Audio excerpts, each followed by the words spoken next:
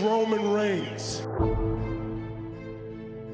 What am I here for? The WWE Universal Championship. A little event called SummerSlam.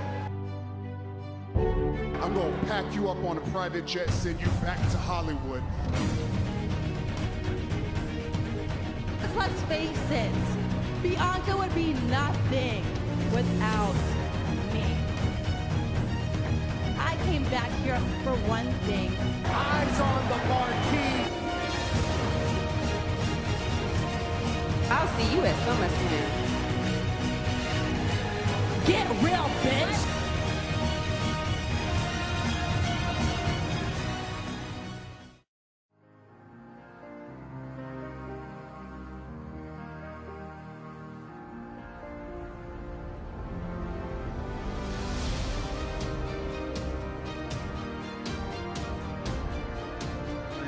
King of the Mic has come to an end. Moses Marquez has tried to get that win over me that he desperately deserves and wants in his mind. Won't happen. The issue between me and Moses has been going on for the past 2 years. Last year it was over the Knowledge Championship. He beat me, I beat him. Field set. Stage is ready. Two guys that I have some serious beef with. I am the best. I will go to PromoSlam, challenge for the Promo Championship. I will defeat Moses Marquez again. And I will defend the world title against my own goddamn lawyer. May Phoenix and may Travis, best of luck to them both. Everybody knows how bad me and Travis get down. Everybody knows me and Phoenix have been lighting it up in the main event show for the past, 6 months, almost a fucking year?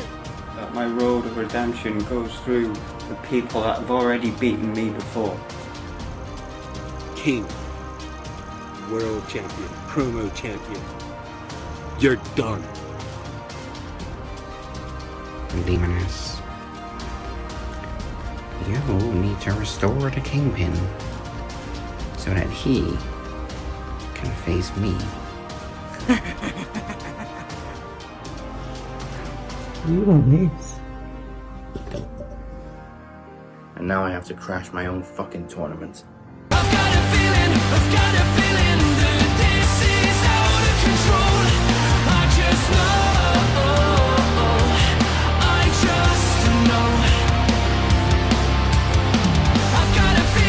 I've got a feeling that you don't care anymore.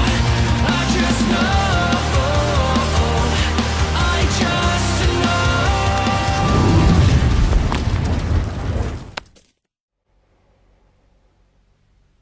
Place your bets. And now, Max Wrestling presents PromoSlam 2021.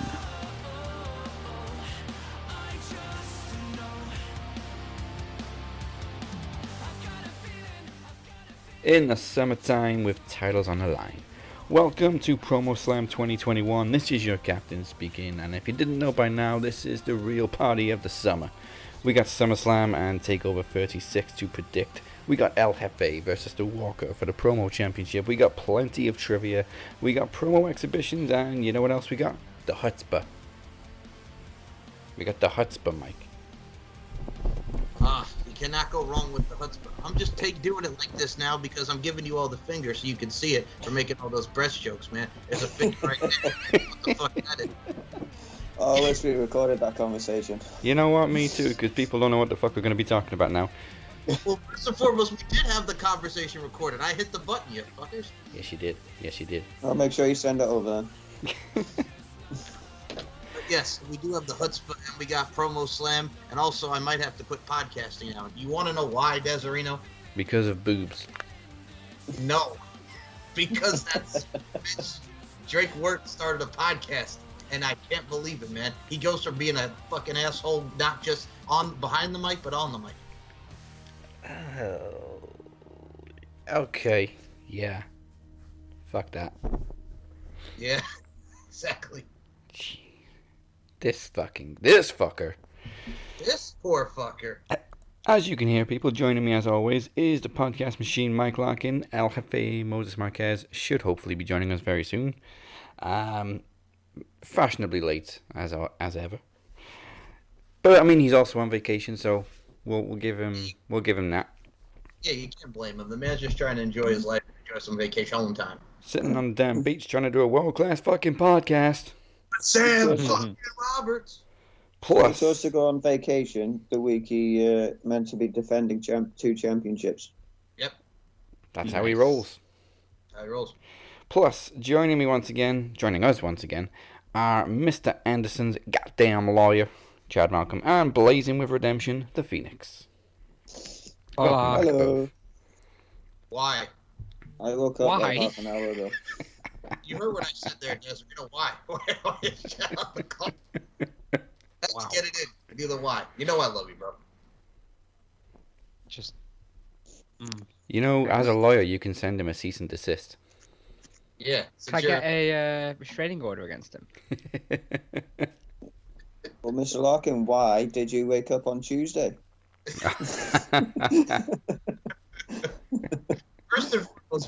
First and foremost, I thought I was going to be on. It was a more kickoff show, more of a pre-launch show, if you will. That was not going to take 2 goddamn minutes. You goddamn. It's going to be long. I woke my ass up at 7 o'clock in the morning. I to do a world-class podcast, but it was already goddamn done. This is the thing. It was just a regular pre-launch show. We had a little bit of trivia to do, and that was it. And, you know, you're competing now, so you can't ask questions anyway, so... Yeah, that's true. Now, obviously a little change of the schedule. Travis the Walker Anderson is unable to appear due to severe weather. Fortunately, he was able to shoot a promo, so he'll still be challenging Moses for the promo championship. However, since he's unable to appear live, he has had to relinquish the world championship thanks to Storm Fred. Which means it gets handed down to his lawyer, right? That wasn't in the contract. So I think we can say in all sincerity, fuck you, Fred. Now, well, that is not just Storm Fred. You got to say it right. It's Tropical Storm Fred. Tropical Storm Fred. Well, I read the article and it was... songs. If you just said "fuck you, Fred," then that's the guy who kept voting for me like 10 times the other week. You can also say "fuck you, Thunder." You can suck my dick and do the Thunder Buddies, man, like it's Ted. So, Chad, Phoenix, you know how you two were originally meant to compete for the World Championship today? Yeah. Well, I guess we're back to Plan A. I should get my baby back. Yeah, it kind of sucks for you, Phoenix, because you would have been defending the title today anyway, and you just dropped it for 2 days. Well, 3 days. Yeah. Well, we don't have to count those 2 or 3 days. I will say it was a nice... How Larkin never counts that 1 day short he was. Yeah. Let's just say it was a nice birthday present for Travis. Yes. Yeah. And now you've come to get it back. Yeah. Normally you're not supposed to take presents back, though. Hold on, I got to address something with this world title thing because Birdfucker over here wants to talk about, oh, you were probably just relinquished the title because I fell asleep. I'm like, no, if I'm going to take a win, I'm going to take a win. If I'm going to take a loss, I'm going to take a loss. So that's why I'll get my shot again down the line later in the year. You fucker. Want to freaking just come at me? Oh, well, I just lost the title, so I'm entitled to a rematch anyway. All right. What do you, so Mr. Screw you. Phoenix. Hey, what do you, Mr. Anderson, now? Where's my rematch? The auto-tune TNA 2011. That's what you are. You want your rematch. Phoenix. Yeah? You know when you won the world title? Yeah. The Shape never got a rematch. Oh! That's because I burnt him. Say breaking news. The Yeah. Shape is now added to the match. Well, we're bringing him back today, I swear. We haven't seen the Shape since. I can't give a rematch to somebody who's not here. I'm here. I mean, he's got a point. See, he's here. See, he just said it there. Okay, you can't fight Cactus Jack. You still got Mankind. Yep. 3 faces. Yeah, you want me to face the 3 faces of Dazzy? Oh, good Lord, help you. The 3 demons of Daz. What makes you think I've only got 3? Okay, as it's impromptu, let's get the World Championship done first. It is 1 minute of questions, just like on the previous installment between Mike and Phoenix. Okay. Guess who's going first? Phoenix? Swear to God. Oh, Jack. Swear to God. I mean, it's alphabetical. And well, No. I went first the other day. I'm not going first again. About that. He got so mad that it's alphabetical order. I listened to I'm not going first again. No. if it wasn't vacant, you'd be going first anyway because you would have been a challenger. But Phoenix, would you like to go first? Sure, why not? Okay. No, I don't. All right, Phoenix can go first. 1 minute to answer as many questions as possible, and then Chad will have 1 minute to beat the score. Today. I'm feeling generous today. Okay. All right. Pass all the questions. Pass. 1 minute begins after the first question. The first question is: in what year did Jeff Hardy defeat Edge and Triple H for the WWE Championship at Armageddon? 2008. Yes. How many consecutive SummerSlam events were held in Brooklyn beginning in 2015? 3. 4. Who defended the Intercontinental Championship against Jeff Hardy at SummerSlam 2018? Shit. Pass. It wasn't shit, it was Shinsuke Nakamura. Shawn Michaels returned to the ring to face Triple H at SummerSlam in what year? 2002. Yes. Who was the oldest member of the Undisputed Era? Adam Cole. Bobby Fish. Who defeated AJ Lee for the Divas Championship at SummerSlam 2014? Paige. Yes. At NXT TakeOver Brooklyn in 2018, Bianca Belair defeated which current Impact Knockout? Mickey James. Deonna Purrazzo. Samuel Rash is the real name of which current AEW star? Pass. Time is up. It was Darby Allin. Oh. What was Thank the you, Vader. Deonna Purrazzo question? She faced Bianca Belair at TakeOver Brooklyn in Oh, no 2018. way. I think it was on the pre-show, but it was at TakeOver. Ah. Yes, you're right. Or that might have been at the tapings in Brooklyn. So yeah, you're right. Okay. Okay, I put my hand down, so I lost my fingers. Was it 3? If it's anything like the other day, you don't have to worry. You just got 1. I haven't said this in a while, but when that SummerSlam 2002 question came up, Dazarino, I gotta say it. I was there. Yes, you were. Mm-hmm. You need one of those WrestleMania T-shirts for SummerSlam 2002. I was there. Yes, absolutely. I should have been it. Remember that old I was there, or where were you? Yeah, Brock had a T-shirt. Promo they used to do. Yeah. Yes. And then I was there when Mick Foley was thrown off the steel. Mike should have been in that. If you go back and watch SummerSlam 2002, when Triple H hits Shawn with a sledgehammer at the end, you can just hear Mike yelling, "You motherfucker!" I'm gonna have to go back and watch it now and listen out for it. Hey, I was happier to be at that one than 07 when you got to see that god awful Batista Great Khali match and friggin' Morrison and Punk and H and King Booker. And well, see, Yeah, but the things I got that was, sorry to cut you off, Mike, but the thing that was great about that show was he got 2 returns in Rey Mysterio and Triple H. yes, but Rey Mysterio and Chavo Guerrero was boring as hell, and King Booker did not care because he was going his ass on over to TNA. So yeah. Plus, Booker Yeah. T doesn't care about facing Triple H. That's correct. And we all know why. After WrestleMania 19. Exactly. Yeah. The most racially filled video. They were highly anticipated returns, but the matches themselves were a bit basic. I'll admit. You know those Anakin and Padme memes? Yes. So Booker, you're gonna face Triple H in his return at SummerSlam. I'm gonna beat him this time, right? Well, do you remember the video package that we can rebuild him? Yeah, I mean it was a good return. It was well built. I love the whole cyborg thing. Oh, absolutely. Well, this goes back to Triple H and Steiner. Great video package, but the match sucked. Yeah. Those video packages were the best part of that entire feud. The rest of the feud sucked ass. Mm-hmm. So, a score of 3 to beat for Chad to become world champion. And it is definitely free. Okay. Oh, God, here we go. SummerSlam isn't a good area, in my knowledge, I've got to admit. There is quite a few SummerSlam questions. Great. Okay, let's do it. Okay. 1 minute begins after the first question. At SummerSlam 2001, who defeated Booker T for the WCW Championship? Triple H. The Rock. Former Women's Champion Sable is married to which multiple-time world champion? Brock Lesnar. Yes. At SummerSlam 2012, how many championships changed hands on the main card? 3. None. Stephen Amell teamed with Neville at SummerSlam in what year? 2015. Yes. In what match type did Bray Wyatt defeat Kane at SummerSlam 2013? Inferno. Close, Ring of Fire. Which Hall of Famer defeated Randy Orton at SummerSlam 2006? Pass. Hulk Hogan. The Universal Championship was introduced at SummerSlam in what year? 2016. Yes. How old was Randy Orton when he became the youngest world champion at SummerSlam 2004? 24. What was Hulk Hogan's wrestler's character's name in Rocky 3?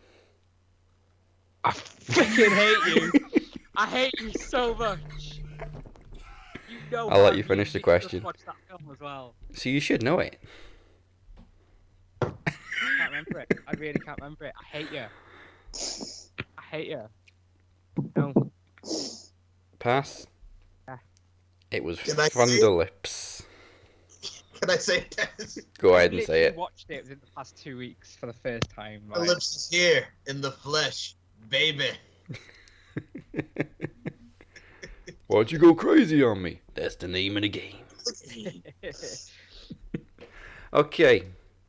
The bad news is you didn't get that question right, even though you've just literally watched the movie. The good news is it's free. So, we do have one question left. It is first on the buzzer. What's your buzzer? Your voice, I suppose. You're not actually going to give us a buzzer. This is PromoSlam. Give us a buzzer. I mean, judging by Mike's background earlier, I'm sure he's better off with buzzers. Oh, he knows some people with buzzers. Great. Okay. First to answer the question correctly is the new world champion. Congratulations, Phoenix.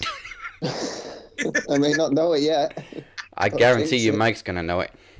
Oh, hold on. I got to say one thing. We're going back to one of those questions. Man, out of all the SummerSlams you picked, and here's what pissed me off about the 06 I one. picked many Rachel SummerSlams. It's the RKO on Hulk Hogan. And, of course, does he do the job? No. We got to put the foot on the rope, Hulk up, leg drop, 1, 2, 3.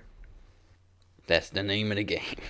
And that build-up, man. Friggin' he RKOs him on the car after he... That was a sweet RKO.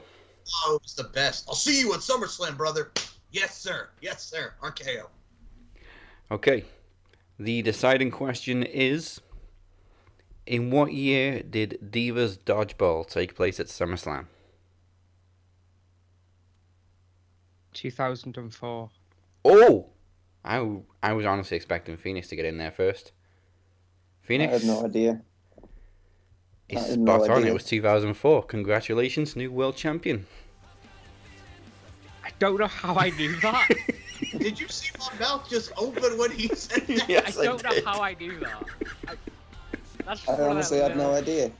Wow. That was, well, okay. So remember that was that was Christy That was the Hemme. Summer Games, yeah. Yeah. They had the Olympics themed SummerSlam that year, so they decided let's have a Divas Dodgeball. Do you remember the story behind that as well? That actually kind of came out of that. That was kind of controversial. I don't remember that there was a story, but go on. So Ivory talked about this in her shoot interview for Kayfabe Commentaries. So the divas who are on the Diva Dodgeball, the actual WWE divas who lost to the Diva Search Girls, actually got put on Wrestlers Court for losing the Divas Dodgeball. Wow. Yep. Triple H, I think, was the judge or involved in that. But yeah, they actually got Wrestlers for losing. How do you script a game of dodgeball? I don't know, but apparently they were on Wrestlers Court. Every one in full detail. Well, they're able to script the Royal Rumble, so why not? Yeah, but that's like just people in dodgeball. You're throwing balls around the court. You can't really predict whether or not you're going to hit somebody or not. Hey, if you can dodge a wrench, you can dodge a ball, man. This is true. That's true. Good luck losing with those losers in Las Vegas. Oh, that last question is going to haunt me now.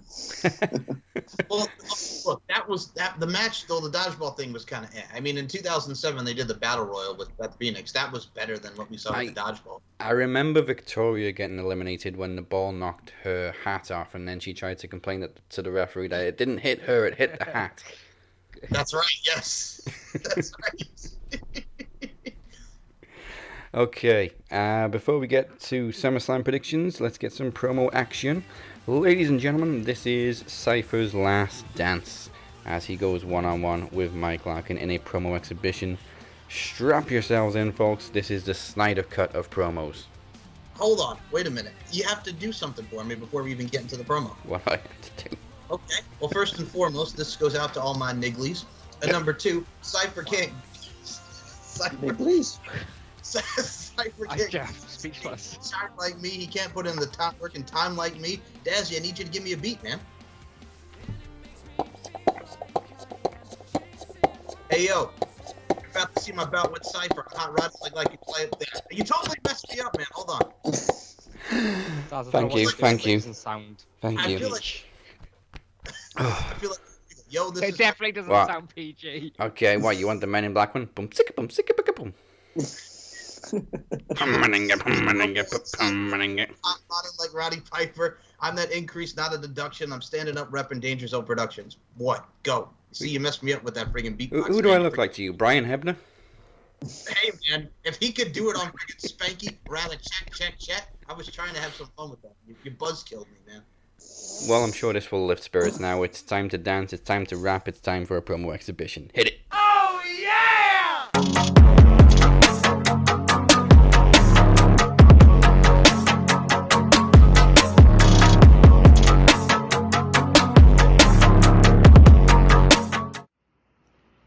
Well, my toughest challenge yet has finally come. I'm facing a man that has more accolades in Max Wrestling than I could ever dream of having. I'm facing a man who they call the podcast machine. I'm facing a man who's had, just about every ounce of success that I wish I could have. If Max Wrestling had a Mount Rushmore, he would be one of the faces of those mountains. And of course I'm talking about Mike Larkin, the podcast machine, the radio rebel, Mr. LFC, whatever.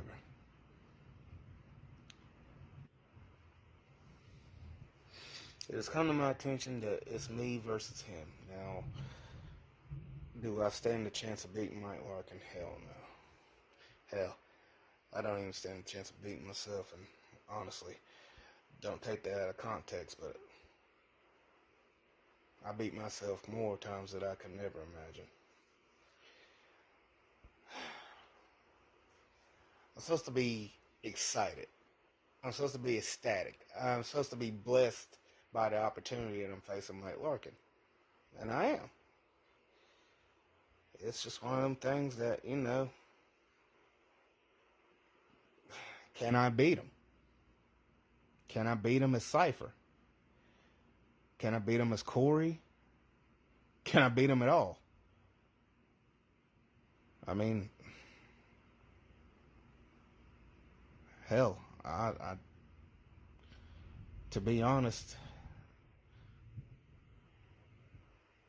I don't know if I can. Now, it goes without saying his accolades are outmatched, but what do I have to do to beat Mike Larkin? What do I have to do differently? What do I have to do to be entertaining, to have fun? But as I noticed in past bouts, I'm not entertaining enough. I'm not funny enough. I'm not good enough. I always say that I beat my opponents with a smile. I did the nice guy thing, I had some creative ideas. I mean, I pretty much pulled some shit out of my ass that I never thought I could really pull out. I mean, I've had successes, I've had losses. I took each loss and told myself to get better, but a lot of shit has happened. I ain't the same person.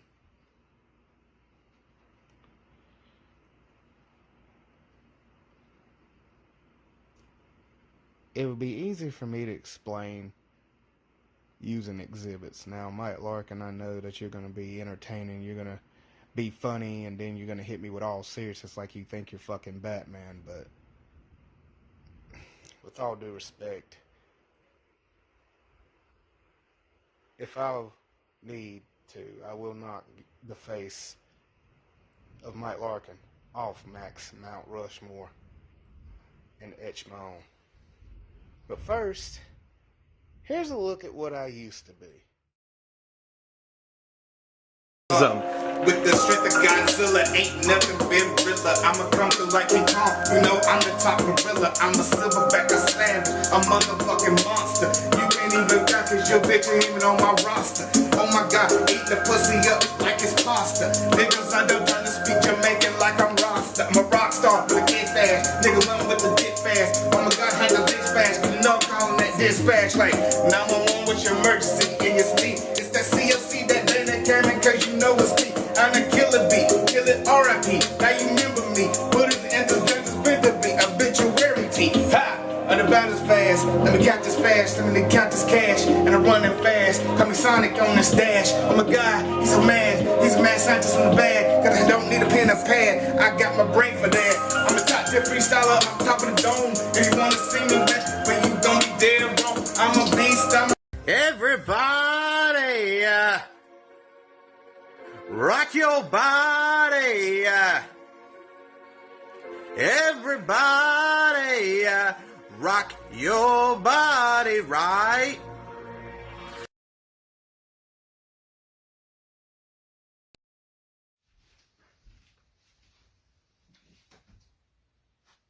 Really? Really? Is that what y'all want? It's not unusual to be loved by anyone. Is that what y'all want? Is that really what you want? Tell me if it's really want. See, I'm not as entertaining as Mike Larkin, excuse me.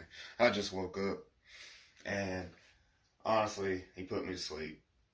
Love him to death, but he put me to sleep. Cause all them energetic dance moves when I work that shift too, yeah. Nah. But tell me, is that what it really takes to win? Singing, dancing, jumping around, doing this and all that. I mean, oh man.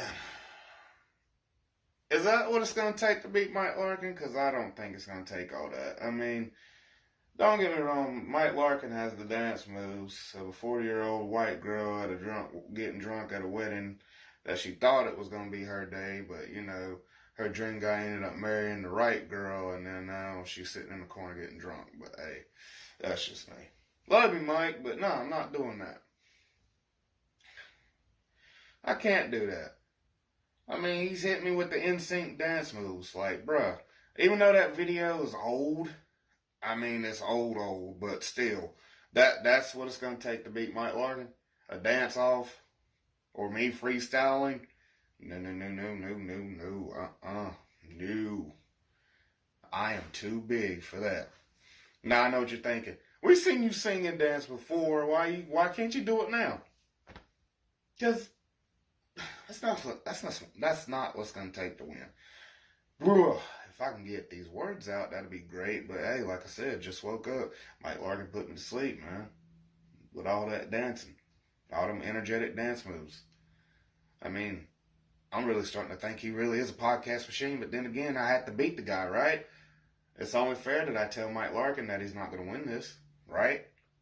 I mean, I'm not sitting here making it up in my head thinking, oh, Mike Larkin, he's the podcast machine. Again, he's got all these accolades, again. But what Mike Larkin doesn't have is, you know, the intensity and the will to actually beat me. Now, with all due respect, because, you know, Mike Larkin, love the guy. But this is a promo battle. Singing and dancing ain't going to cut it no more. Smiling definitely ain't going to cut it no more. I done tried that. I mean, I don't know what else I can do. And it does look like there's a light by my crotch, but that's just because my phone screen's cracked. But let me just stand over here. Maybe that gives it less of a factor. I should just stand here anyway, because, you know, Y'all want Mike Larkin to miss what's coming. And that's the opponent right in front of him. Mike, you got the dance moves. You got the singing ability. You might have the rapping ability. I'm not going to freestyle battle you.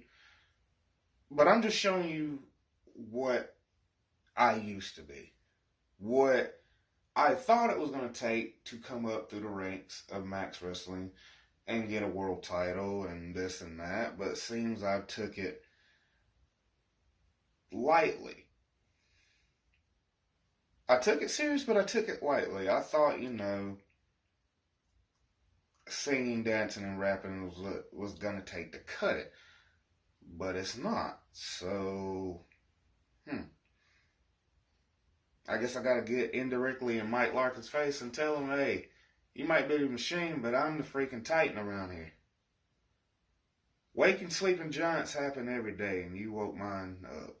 Sounds bad, probably shouldn't have put it in that manner, but you get what I'm saying. You get the gist of what I'm putting down. Are you picking up what I'm putting down, Mike Larkin? You're not going to win this off singing and dancing. It's not going to happen.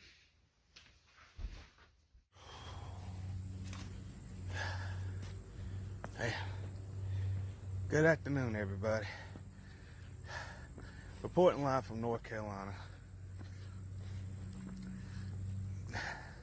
Right now, I'm, actually, this is weird actually saying this, but Mike had asked me to, well, he didn't ask me, I just went ahead and did it because, I'm just being nice, but Mike, I got Mike's accolades, Mike's accomplishments, pretty much his whole podcast machine, dynasty, and I'm lugging it right now, and it's hot. I'm putting all that stuff into one place that it all belongs.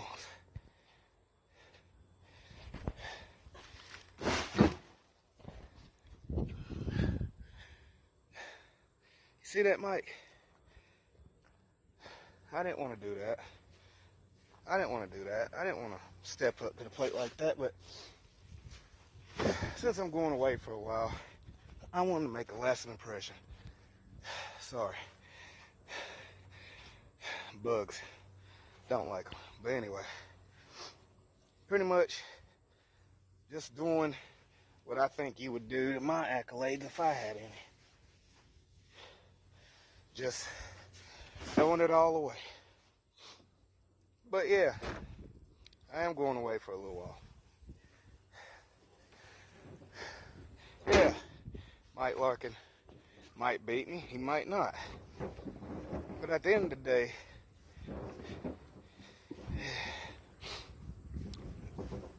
I don't know. I ain't the bad guy, I'm not a good guy, I'm not a heel or face, I'm just a person who needs to reinvent himself. So, that being said, Mike, sorry I threw your stuff away. I mean, I know that was kind of rude of me, but at the same time, it was nice as well, so. And then, this good old Southern boy from North Carolina, man. Southern hospitality at its finest.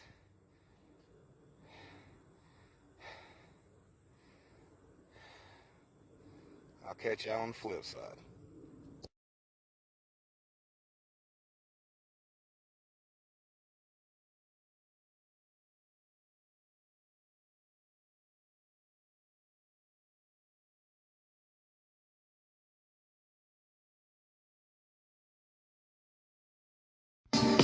It's time for Mike Larkin to break through.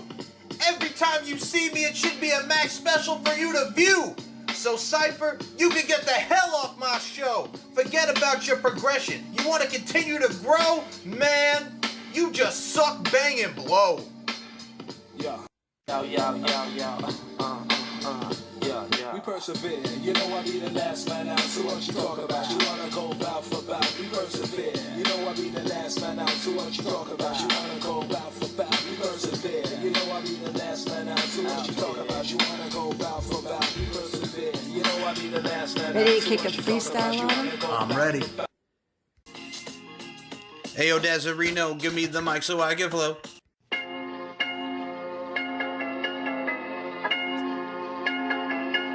This is Max Wrestling Promo Slam. This is the real party of the summer. This ain't no game. This ain't no fucking game. Come on.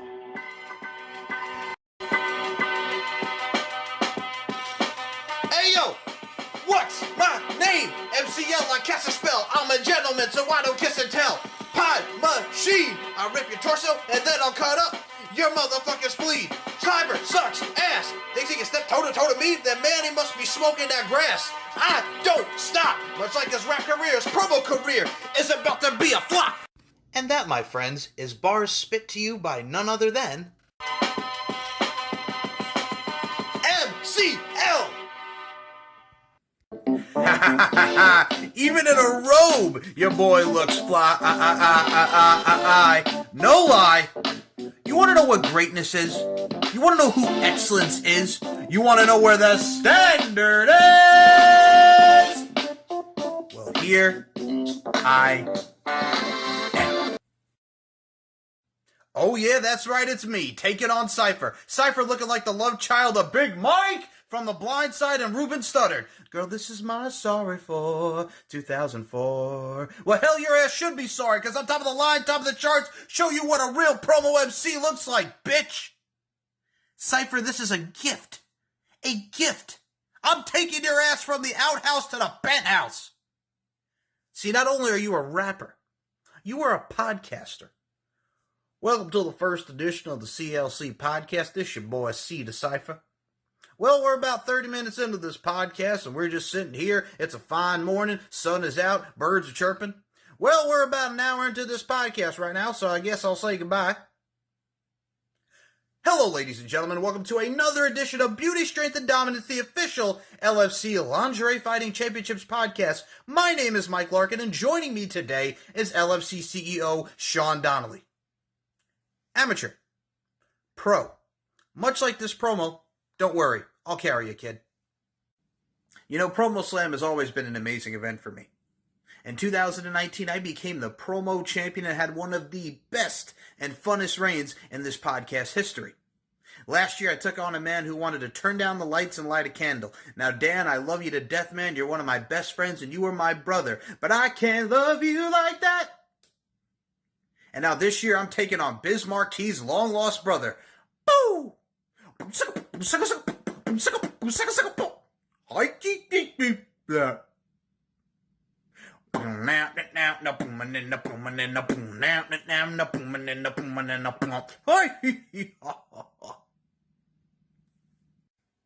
know, they say with the right amount of time and the right amount of care, anything in life is fixable. Oh, well, then there's Cypher, and you can't fix stupid. You see, Cypher, in your last promo, you were shucking and jiving and dancing like a blonde-headed, small-titted bimbo on a pole. Well, in my last promo, I was showing up, turning out, and entertaining as only as I can do. You see, my last promo was against a former professional wrestler. Or so I thought. Instead, what I got was a wine-drinking, Lifetime movie-watching chick who opened the door that said promo exhibition, but what she meant to do was open up the door that said book club so her and her friends could sit, read, and discuss the Sisterhood of the Traveling Pants. So if you don't know what I'm saying, then well, hell, you're either deaf, dumb, and blind or all three wrapped in one. But if you do know what I'm saying, well, Mike Larkin is back, boys and girls. And for those that stuck with me at my best, and those who stuck with me at my worst, thank you. Thank you so much. I love this, and I love each and every one of y'all. What symbolizes Mike Larkin? What solidifies Mike Larkin? What sums up Mike Larkin? What signifies Mike Larkin?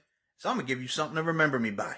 And no matter what way you slice it, dice it, one thing is for sure is that Cypher's still going to get his ass kicked. I am sick and tired of being overlooked, underappreciated. Mike, you're an attraction. No, Captain. I'm a draw. I'm a headliner.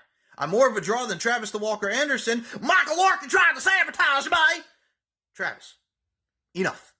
Enough. I was a judge. I had to pick a winner. I had to pick a loser. And unfortunately for you, your work was reduced to producing gold albums instead of platinum albums, which in layman's terms means you sucked. You can put on a mask. You can hack into promos. You can put on a cowboy hat and look like Joe Exotic's little brother. Carol Baskin, that fucker. It does not change the fact that I have more charisma than you, more pizzazz than you, and more panache than you. You want to talk about how my work is not main event worthy? EST 2015. I've been on this show since day one. I've main evented this show since day one. I have main evented life since day one. So shut the fuck up, you bowed up bitch. It doesn't matter the time and the energy and the work that you put into your promos, because they will still be talking about me, you delusional and idiotic putts. Travis, you like to shoot? Let's shoot. When a Mike Larkin promo comes on, it's a must-see. You don't want to miss all of this. When a Travis the Walker Anderson promo comes on, people do themselves a favor, much like I'm about to do right now and what people are going to do in tonight's promo championship match. And that is change the channel. You can shove that irrelevant comment straight up your ass. I am more of a draw than a man who took his ass to the DeLorean back to the 80s because what he knows in present day and the foreseeable future will absolutely suck. Moses Marquez, you are not a champion, you are a placeholder. Moses Marquez, you are not a champion, you're just a dickhead. A dickhead on borrowed time. Moses Marquez, you want to talk about how you broke the machine. Mo, how many times have I whooped your ass in trivia? Wow, you caught me slipping. I had an off day. Phoenix caught me slipping. I had an off day. Kenny caught me slipping. I was having an off day. But you know what happened after that? I beat them back and won the Knowledge Championship. So what the hell makes you think that I'm not going to come back and beat you for the Knowledge Championship too? Now, promos are another story. Now, you see, if you're the champion by January, that's Podcast Promo Rumble. And you would need to pick a challenger. I suggest you making the right choice. No, scratch that. Why don't you wait till Promo Mania so I could do what I should have done this year and whooped your ass at Promo Mania? You want to talk about breaking the machine? What I'm going to break on you is your heart. I am going to take everything you love away from you. I am more of a draw than Robert Davis. I am more of a draw than everybody's favorite, the Demoness. I beat you. I am more of a draw than the moneymaker, Chris Durham. I am more of a draw than the man that runs this show, Dazzy Lee. Dazzy Dangerously, the captain, the first ever Max Wrestling World Champion, Bootleg Omega, the Jester, the Shape. Hell, you better shape yourself into a man because, boy, if you wanted to do a round 2 with me, I would make sure that the Shape stays down for good. Cypher, you are just the first of many who are going to feel my wrath. Be prepared for the foreseeable future, folks. I've been there. I've done that. I got championships and a legacy. You got that? No, you don't. Cypher, you want to talk about this is where I grew up. Bzzz. Let me tell you where I grew up. I grew up in the 631, where there was a whole lot of fun and people dying by a gun, where there was a whole lot of cheap thrills and people taking some pills, where there was bugs and beetles and people injecting themselves with needles. A year ago, I started taking pills. I started mixing pills that I should not have mixed. I started writing journal entries. I started writing entries to people who I love and care about, who I respect, who I admire, who I adore. To people watching this, to the peers that know me, that have loved me for years. I told 2 important women in my life. One who's been my biggest fan since day one, who I love so much, who has given me such unconditional love and has given me life, a great life that I was looking to end. And another woman who I told how much I loved her, respected her, how much I felt about her, how much of a positive light she has had in my life during a dark period, and the positive light that she has on this world. I wanted to give everything up.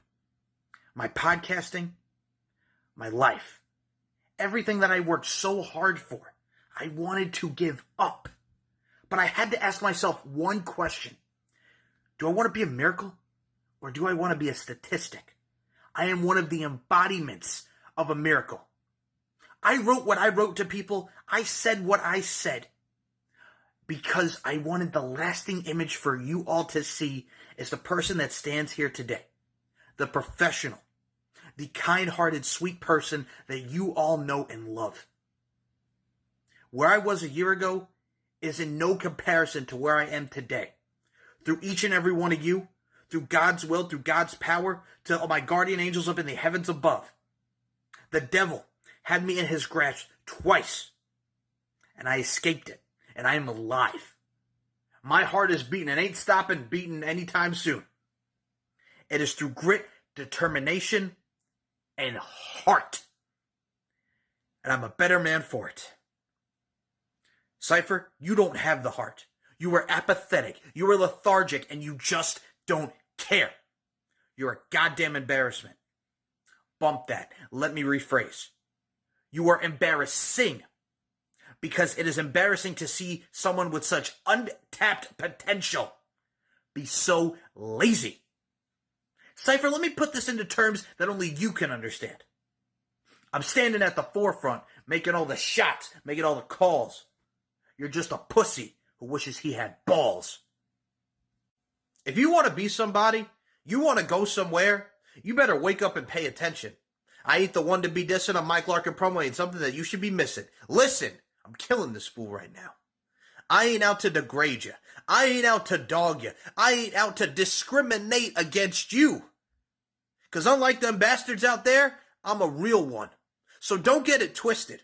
This ain't about black, white, race, creed, color. Hell, this ain't even about skin tone. This is about people. And this is one man telling another man that he is simply better than him.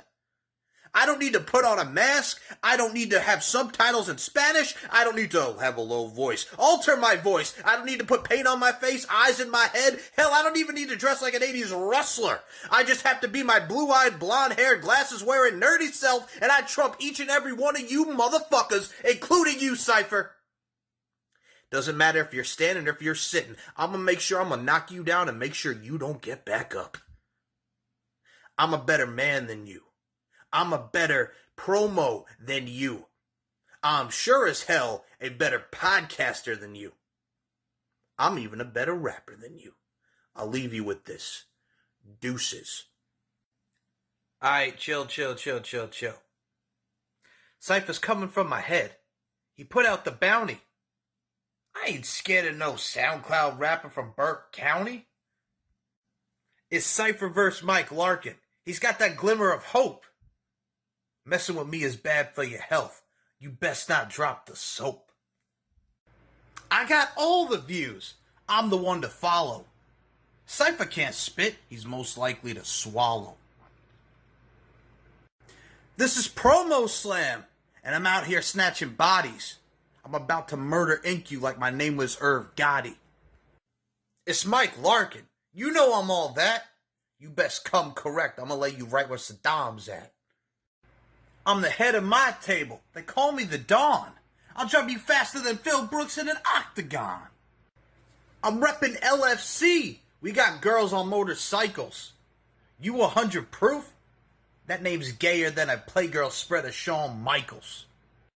My win-loss record is second to none. Losses, I've had a few. Shit's about to get real uncomfortable, like Mel Gibson at a Passover with a bunch of Jews. I'm the brightest of the bright. I shine like the sun. Your promo career is over in 3, 2, 1. Going against me in a promo exhibition? You better get a grip. You just got your ass spanked by this white boy from East Islip. We have 10 freaking matches at SummerSlam. One of them is very, very likely to be a squash match. Well, at least it's not only 4 matches and then the rest of them being added at last minute. Yeah, true. At least we pretty much know the full card this time, and no doubt 1 or maybe 2 of them will get moved to the pre-show. So let's kick it off with... you know what, looking at this card, it's hard to say which one I'm least interested in, but I'll go with the one I'm very least interested in. Sheamus defending the US title against Damian Priest. I mean, I like Priest, but I just don't care. Can we please get rid of the Priest and Miz storyline now? Oh, God, please. It's been like 8 months. Does it still need to carry on? It's been like 8 months, and Bad Bunny still hasn't entered the UK charts. Just saying. Not saying anything about that. Okay. Again, I'm predicting blind because I've watched barely any of the build-up to SummerSlam. The only bits I've really paid attention to is like Cena and Roman and Sasha and Bianca. So I'm gonna go Priest. I think Priest needs it more. Priest, yeah. Okay, Mike, I'm this gonna is say where Priest. you pay the most attention. So let's get your analysis. So he beat him in the Champions Chase, did Priest. And most of this buildup, like we guys were talking about, it had to do with that damn Miz storyline where Miz can now face the injury and Morrison and everything. So they've kind of been like, okay, he's facing Sheamus, but okay, here's Miz on the side. Since he beat him in the Champions Chase, I think with the buildup and Sheamus just being that guy, I think it's time for Priest because they're pushing him. But in some way, I think this is going to continue. So I say Sheamus somehow cheats with the mask. And something like that, bro kick. I don't know. I don't care, to be honest with you, either. So I am going to go with Sheamus to retain. Wait a minute, they had a Champions Chase. No, the champions, the champions contendership. Oh, I'm sorry. I was going to get Chad to draw up a cease and desist. So you know how they're doing these champions contenders now. Instead of it being like a non-title match, it's now the champions contender. I wonder where they got that idea from. Championship Eliminator. I'm gonna go Sheamus. Okay, that's one for Sheamus, the rest for Priest. How long has Sheamus... Did he win it at Mania? Yeah, he beat Riddle. And what's he done since? Feuded with Humberto Carrillo and Ricochet, and that's about He it. broke his face. And he broke his face.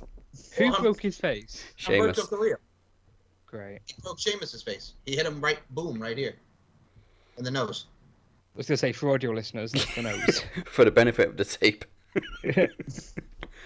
Okay. Raw Tag Team Championships. We have AJ and Omos versus RK Bro. Very confusing because it's got to be RK Bro. Gotta be. Randy dropped him a couple of weeks ago. Mm-hmm. Tough love, though, as he put it on Raw. It was tough love. Okay. Randy, I know what you're doing, bro. It's tough love. So, let's just go RK Bro then. Yeah. RK Bro. Because they haven't done anything with AJ and Omos with their reign, have they?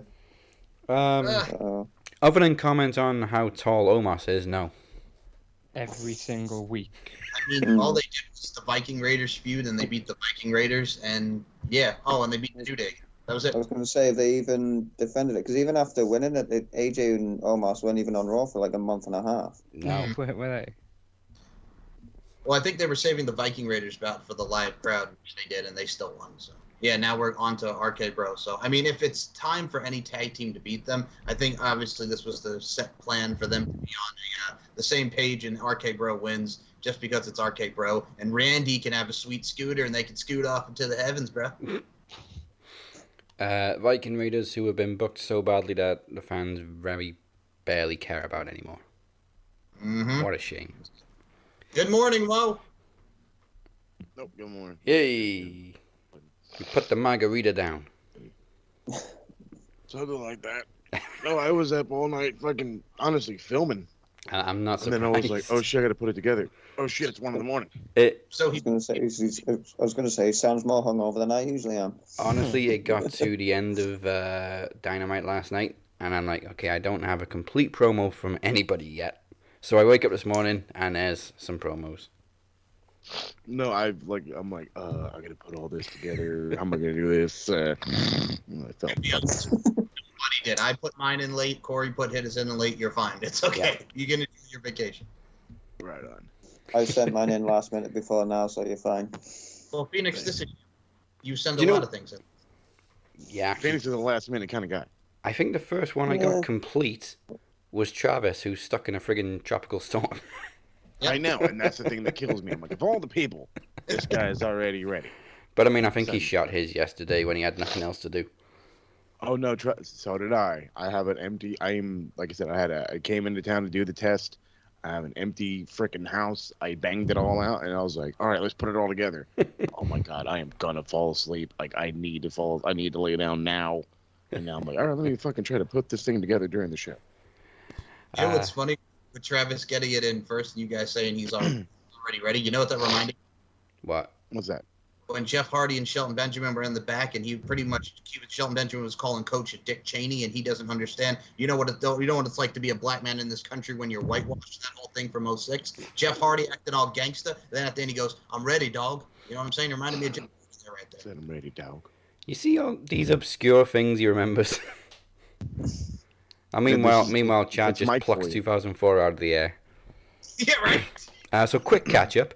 Travis has sent a promo, but he's unable to appear thanks to Storm fucking Fred. So he's relinquished the world title. Chad and Phoenix fought over the vacant title. Chad is now the world champion. Mm-hmm.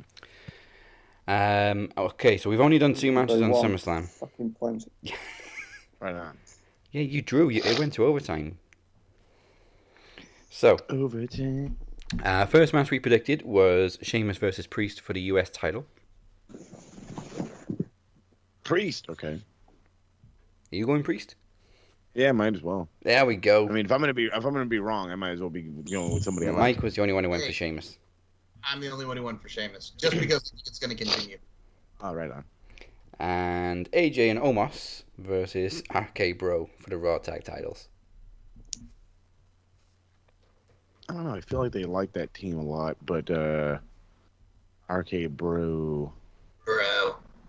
Full House Bro. Right, match 3. Let's go with the other tag team titles. The Usos defending against Rey Mysterio and Dominic Mysterio. Somebody keep the roads clear, please. Oh! Wow. Oh dear. I'm still salty they rewarded him with a friggin' championship run. What else It's can very rare they reward people for getting DUIs, isn't it? Yeah. They have done this before where they're in the midst of a push and it's like, okay, you got a DUI. You know what? Fuck that. Fuck the roads. Fuck everybody's safety. Fuck driving in the fast lane. Just here's your title. Yeah, I get that, but it's not like it's his first one, though, is it? I know. No. He's had like 7 or 8 of them. Hey, Chad, maybe I would have got promoted years ago if I'd have had a DUI. Oh, dear me. That's terribly and awesome at the same time. Yep. No. Okay, let's leave Jimmy alone now. I really don't know, because didn't they beat the Mysterios for the tag titles? Yes, they did. Yeah, So, I think they beat him not too long ago. Are they going to play hot potato or keep Roman's group looking strong? I'm going to go with the Usos. Yeah. I don't see the point in rewarding the Usos after what Jimmy did and then just having them drop the titles back to Ray and Dominic. Unless they just wanted that image of the family with gold sort of thing. True. But no, I'm going Usos too. Phoenix. Tough one. But I think I'm going to go with the Usos. Okay. Moses? Yeah, I'm going with the Phoenix. Let's just right with that. Bring the Usos. I guess if you're not out there partying, well, then you don't belong at the top. Okay, so now we've got all those out of the way. The person who pays the most attention to WWE, Mike. Hey, first and foremost, I watch everything. Don't act like I just only watch WWE. You're going to come at me like that. No, what I'm saying is we watch a lot of wrestling, but you're the only one who pays attention to WWE. Hey, I'm just saying, man. I see how it is. Man, when it comes to this situation, I don't think they're going to channel the inner wiggles and go hot potato, potato, potato. So I'm going to go with the Usos to retain. You watch it so we don't have to. Absolutely. All right, Usos to retain, Full House. I missed this one because I think it was the last one added. Drew McIntyre versus Jinder Mahal. Via. Hold on, I got to correct you. That wasn't the last one added. The last one they added was Alexa Bliss and Eva Marie. Oh, yeah. Didn't they announce them both on social media? No. Wait, hold on. That's where I saw them anyway, because obviously I don't watch Raw. I don't even remember either on the social media post. So go ahead. I'm sorry. Veer and Shanky are banned from ringside, a.k.a. Haku and Glenn Jacobs playing Roman Reigns. Nice. Veer and Shanky. Spanky, dog. Okay, hold on. Veer, I have to also correct this because a couple weeks ago when you and Mo were doing the show, Veer is the one from Indus Sher that was in NXT. Okay. And Shanky was trained by the Great Khali. Okay. I would not brag about that. Trained by the Great Khali. Oh, this guy's gonna be terrible. That was at the Mae Young Classic got fired. She was trained by the Great Khali. Remember that big one that was like 6 foot something? Yeah. Didn't Khali kill someone while training? Accidentally, yeah. He suplexed him a little too hard. Well, you don't say. A giant working a little stiffy. Never heard of that one. And then they give him a finisher called the Brain Chop. Oh. Jeez. The Brain. I think I'm gonna go with Jinder Mahal. Don't hinder him. I know Veer and Shanky are banned from ringside, but like, if they're pushing Jinder again, when's he gonna get a big win? If not right away. I hate you, but you're right. I'm going Jinder too. You make a valid point, but I'm still going to say Drew. Like yeah, valid point, but I don't want to see Jinder win squat. There's two ways to look at Veer and Shanky being banned from ringside. It's either the writing's on the wall or it's a red herring. Oh, maybe he brings back the Singh brothers. Yeah, they can get involved. They're not banned from ringside. They fired Bray Wyatt to bring back the Singh brothers. It's a budget thing. No, it's a budget thing. Moses, who did you say? I said Drew. Yeah, I said as much as you all made sense, I'm like, I just don't want Hinder to win. Don't hinder the Jinder. I'm hindering Jinder. All right, Mike, back to you.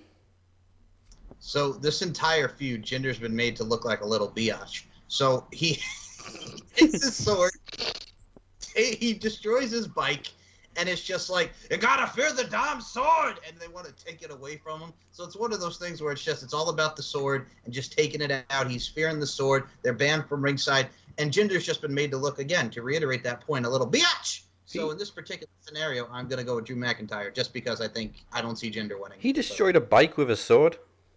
No, he kicked his bike. Okay. He had his motorcycle. He went over it, kicked it, and just beat the crap out I was like, what in the name of Highlander is going on wrong? Did I mishear, or does his sword now have a name? Yes, Angela. He named it because everybody names their sword after their dead mother. That's what they named after. It's Angela. But the sword is actually a prop for Vince McMahon's house. So why is he naming it? Well, it's also apparently made out of the Loch Ness Monster's tooth. Hey, if Abyss can name his nail thing Janice, why not? Named after Dixie Carter's mother. But he probably actually made that. The sword, Drew never made the sword or bought it. It's Vince McMahon's for prop from his house. So why is he naming it? Gendry made it. Yeah, do you think that Vince had the name before he gave it to Drew? Vince just randomly had the name of Drew's dead mother with a sword in his house. Here, Drew, who's my sword? It's called Angela. Why'd you say that name? Make sure you say that on TV, pal. when I using the sword for his entrance at first, and to point at people. Well, it just makes no sense. No more fingers. When I thought he was destroying a bike with the sword, I just had images of Basil Fawlty smacking a car with a weak branch, giving it a damn good thrashing. Damn good thrash. So Mike said Drew as well. Okay. So from Drew to Doudrop, Alexa Bliss versus Eva Marie. That's a horrible segue, but that was fun. It's a horrible name. It's a horrible gimmick. It is. Everything about it is horrible. Can I go first? Yes, please. Please do.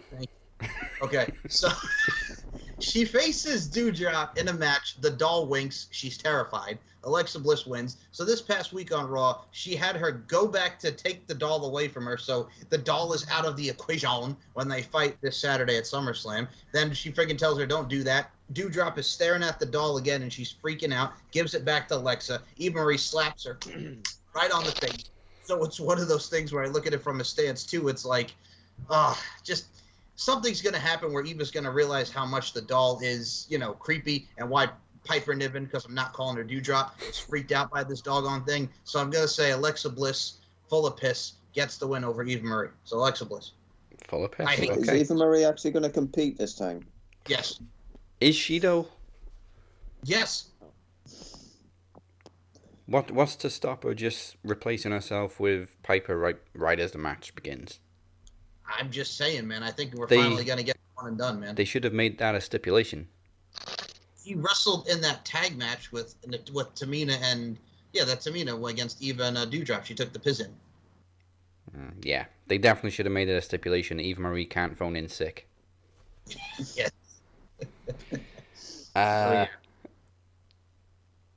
Okay, I'm gonna go with Bliss. Yeah, me too. It's hard not to. Chad? I feel like I've got to go Bliss now, but I was going to go all red everything.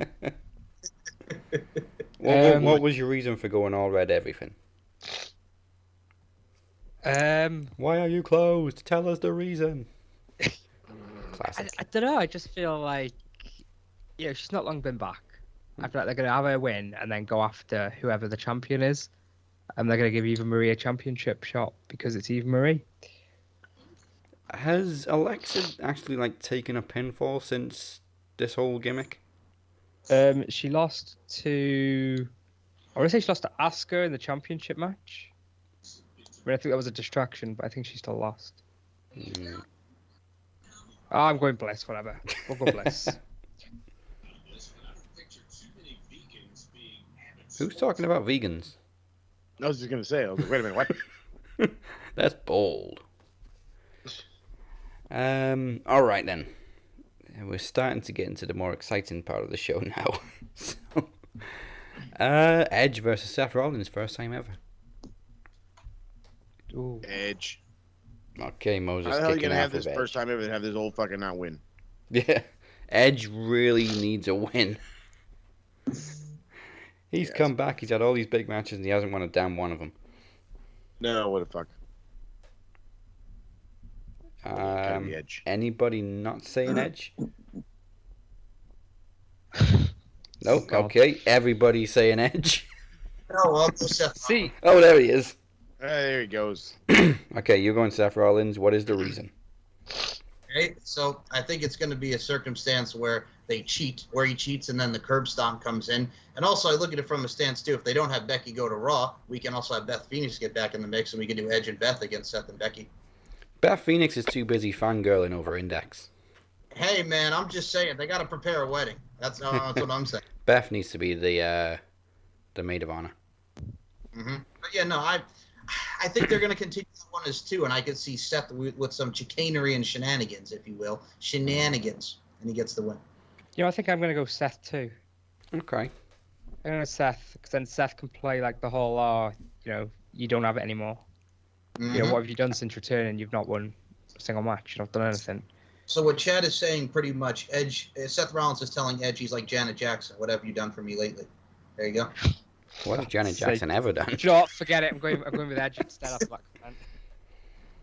And the nip slip takes it back. I'm sticking with the whole Edge hasn't won a damn thing since coming back. Apart from the Rumble, he needs to win a match. Oh, yeah. Well, he won at WrestleMania against Orton last year. Oh yeah, but everybody fell asleep with that one. That and the Rumble is the only thing he's won, isn't it? Yeah, and that match at Mania didn't go as well as we hoped. So. I'm gonna stick with Edge. Yeah, I'm gonna go Edge. Okay, that's just one for Rollins. I said we're getting to the more exciting part of the show. I forgot about this one.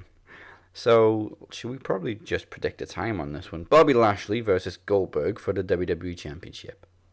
May I go first on this again, please? Yeah, because I really don't want to talk about it.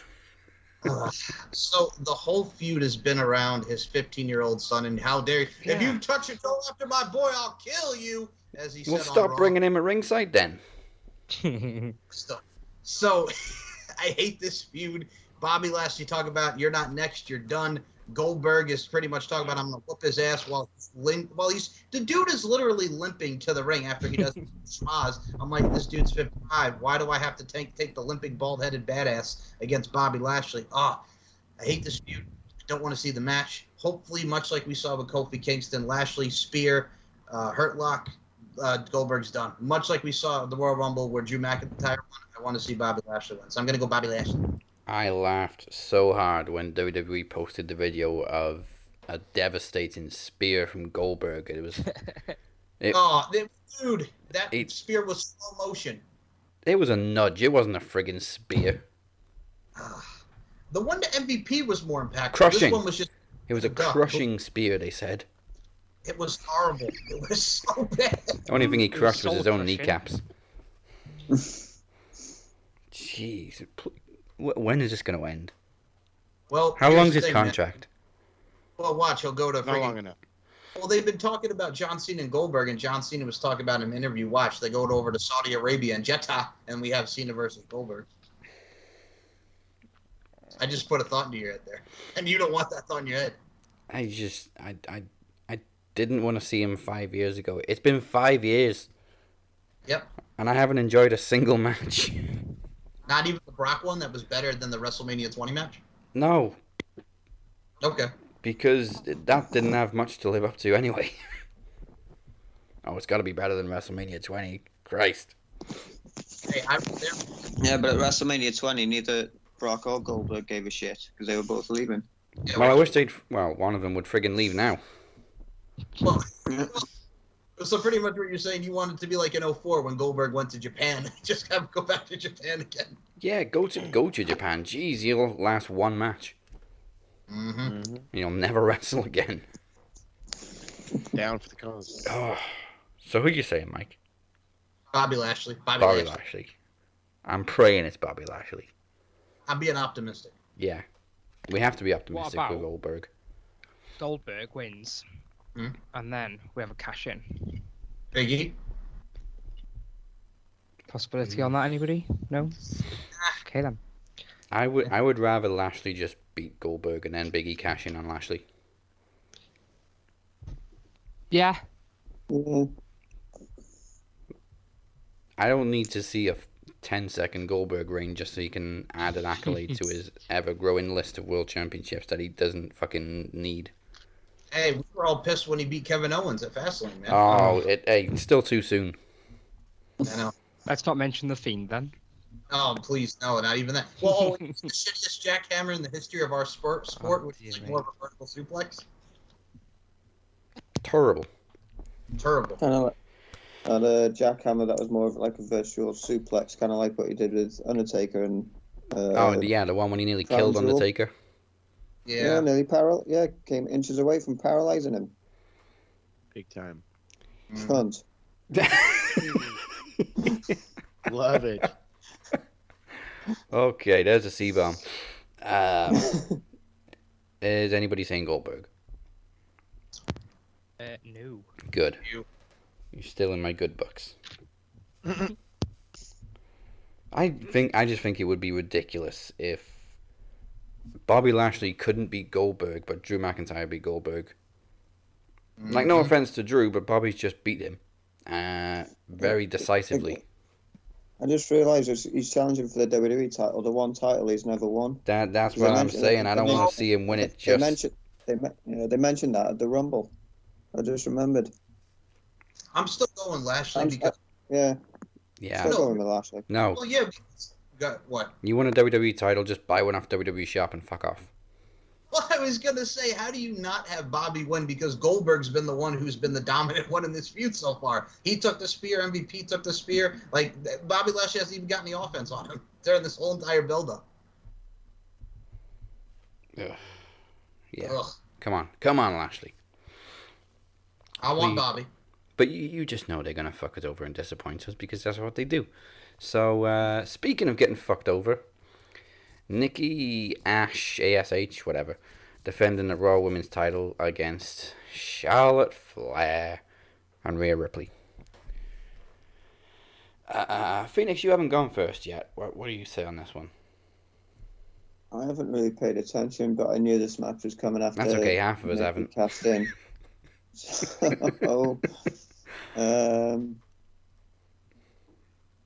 I don't know. I'm just hoping Charlotte does not win. I know. But well, it's one of them catch-22 because if you don't want her to win, but as soon as she gets to 16, then as soon as she'll fuck off. Well, she only needs 2 hopefully. more. Well, 11 because WWE don't count NXT for some reason or whatever. But Nikki's not long won it, so I'm going to say Nikki, I think. I would like to see Nikki continue with the title. If there's a title change, I wouldn't mind it going back to Ripley. But I definitely just don't want to see Charlotte fucking Flair. Her and Goldberg can both fuck off. Yeah. Alright. I'm going to go with Nikki too and be optimistic. Optimism. Rick's not going to be the only Flair celebrating on public transport this weekend. Man, still partying in Mexico. I heard. What's happened with Ric Flair? Oh, you didn't look it up. You don't want to. You don't want to know. Why? What did the creepy old bastard do now? Just go on Twitter and just search Ric Flair on Twitter, and then yeah. Let's just say he was riding in first class. And yeah, is what he said. That's how you know it's going to be good. He was riding in first class and he didn't order the vegan option. Ric Flair ordered the vegan option? No, he didn't. He definitely didn't. That's what I'm saying. What do you think he is? Some kind of pussy? Well, speaking of pussy.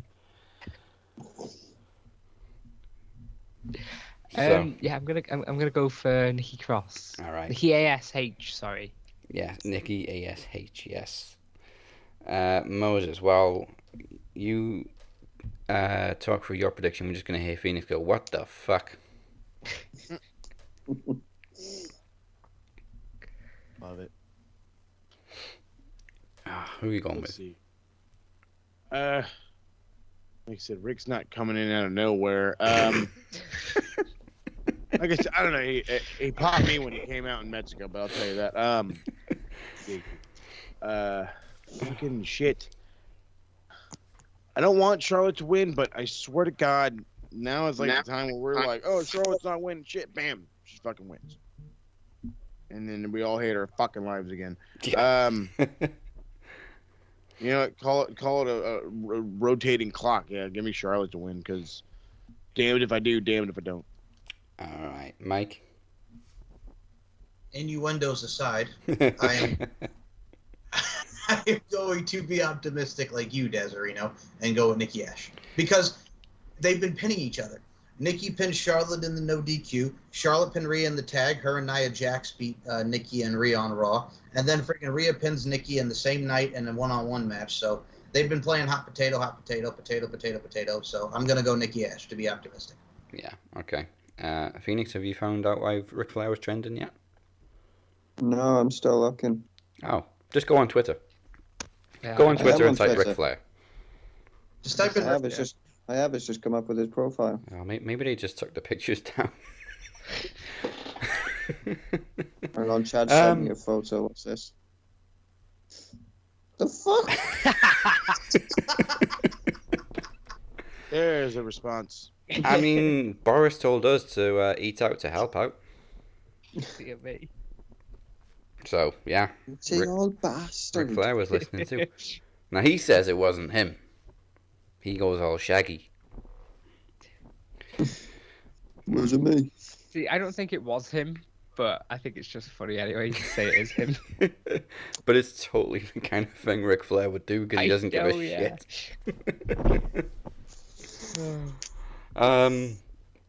Yeah, that's twice he's broken his back on a plane.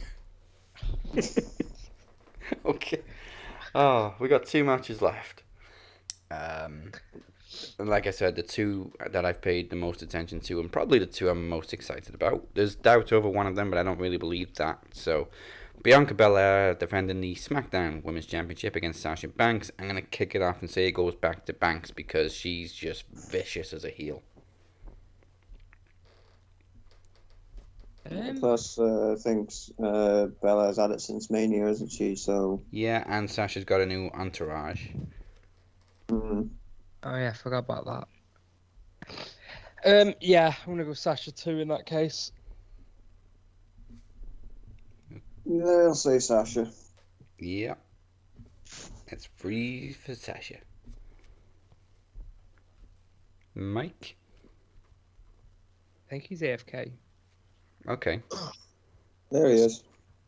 So I am going to say, because I believe, who does she have over there now? Zelina Vega and who's the other one? Carmella. Oh God. So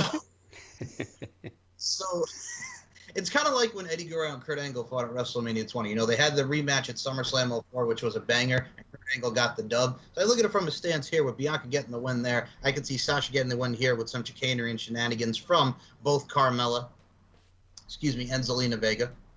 Not to be confused with Susan Ortega, Bruce Almighty. She wanted him. So it's one of those things as well where I'm going to say Sasha Banks with her heelish chicanery and actions gets the win. Plus, you know, you choke somebody out with their own hair. Well, I mean, hey, when it comes to hair, you know what I'm saying? Sometimes you got to whip them, man. Whip them hair back and forth, whip them hair back and forth. Well, you know I'm going with it. I hope not, because They like apparently... choking people out on SmackDown as well, don't they? Yeah, they do. Have you noticed that? Yep. Yeah, I hope the hair doesn't whip back and forth, because apparently last time the scar kept Sasha off for 5 months. Well, you know what they say about scars. They remind us that the past is real. Tear my heart open, just feel. A little pop culture for you there. Moses? He left. He left. Oh, he's AFK. I thought you meant Mike. Okay, let's get Moses back. Okay, Moses, who are you going with? Gotta go with Bianca. All right. That's one for Bianca. Yeah. Okay, then. Main event time. Universal Championship. John Cena versus Roman Reigns. Goddamn John Cena. Do you know what? It's probably the first time in over 10 years that I wouldn't be upset if John Cena won a world title. It depends how long Cena's staying for, though, doesn't it? Because if he's going away straight after SummerSlam again, there's no point putting the title on him. Well, Daz gave me a bold prediction, if you will, a while back, saying that what if Cena beats him, then Balor comes out, and Balor beats him for it instantly. I'm pretty sure you gave me that bold prediction. No, I said I'm not allowed. I back on one of my podcasts, I said that I'm not allowed to vote against Roman until he drops it. So I've got to go Roman. I think it will be Roman. I don't think he'll ever drop it. Obviously he will eventually, but I don't think he'll ever drop it. Okay. I think this is the one world championship that Cena hasn't won, so. Very true, and I would rather he win. Think of that. I would rather he win a championship that he's never won than freaking Goldberg. Yeah. I'm sticking with Cena. I'm predicting title number 17. I think Cena's done a great job on this run. And I'd actually be really happy for him if he won his 17th title. Especially with Flair leaving as well, they might just, you know what WWE are like. Yeah, like, petty, we could just petty as fuck. We just break his record. Well, Cena, I think it's only the Intercontinental that he needs to become a Grand Slam as well. Yeah, it's crazy. John Cena's not a Grand Slam champion. He spent so much time winning the world titles, he didn't have time for the fucking others. Neither is Undertaker. Yeah. Okay, Moses, who you going with? Cena. Cena. Super Cena. I'm probably dead wrong, but you know what? I can, wishful thinking. Yeah. Another argumentative point is Cena's never beaten Roman before. Yeah, he should have beaten the first time. At No Mercy. Yeah. I agree. So, Mike, but down I to would you. have kicked off if he did back then. No, I wouldn't have. At the time, did. I would have, definitely. Again, he did a great job ripping Roman in the build-up. I thought Cena absolutely needs to win this just for that promo. Mike, is Mike still looking for Keenan and Kel? No, he's there. Okay. Right here. Okay, who are you going with? This has been the only matchup I'm gonna say I've been looking forward to on this card. I've been loving it. I gotta go Roman. I'm gonna be different. I'm gonna acknowledge him. I gotta go Tribal Chief. Mike's not going missionary, he's going different. I mean, don't get me wrong, I love me some missionary, but sometimes you got to switch it up, you know? Like I said, you know what I'm saying? Maybe a little dog style. Ain't no fun if the homies can't have none. I'll put on some soup. Mike, you beat me to it. I was going to say you're going doggy style. Oh, I just realized it's missionary. I'm not the only perverted one on here. Phoenix is I just realized it's missionary versus the big dog. the big dog. That ain't PG. Not to be confused with the dirty dogs. Alright, that is SummerSlam all predicted. It's a special event, which means it's time to announce the group MVP of the last 28 days. The current champion is Mr. Daniel Crimmins, who was crowned group MVP back at Trivia Takeover with 22 posts and 10 comments. He's held that championship now for 56 days. And now, the new group MVP, and it's not even close, with 183 posts and 76 comments in the last 28 days. Congratulations to Travis the Walker Anderson. It is now time to decide the Knowledge Championship. It is a rivalry renewed between Moses Marquez and the Phoenix. The rivalry actually began with the Knowledge Championship, then it went over to the Promo Championship, now we're back at the Knowledge Championship. Hot potato. So we're doing the triple stage version of trivia, which means you get 3 stages, 2 stages followed by quick fire questions. Stage 1, anybody want to take a guess? I'm sure Phoenix knows it. Name the card. It is. Name the card. You said, or a fucker. I may be a fucker, sir, but there is one thing I am not, sir, and that, sir, is a fucker. Love it. Family Guy reference. That's what you've always got on Max Wrestling. For some reason, we just love Family Guy. Okay. Who doesn't love Family Guy? I look at you funny if you don't like Family Guy, just a little bit. Yeah, weird people don't like Family Guy. There you go. Okay. There is a dark match. Ah, shit. Of course there's a freaking dark match. And then there's 9 matches on the main card. So, damn. You have 15 seconds between each match to guess what the pay-per-view is, and of course, 1 guess each per match.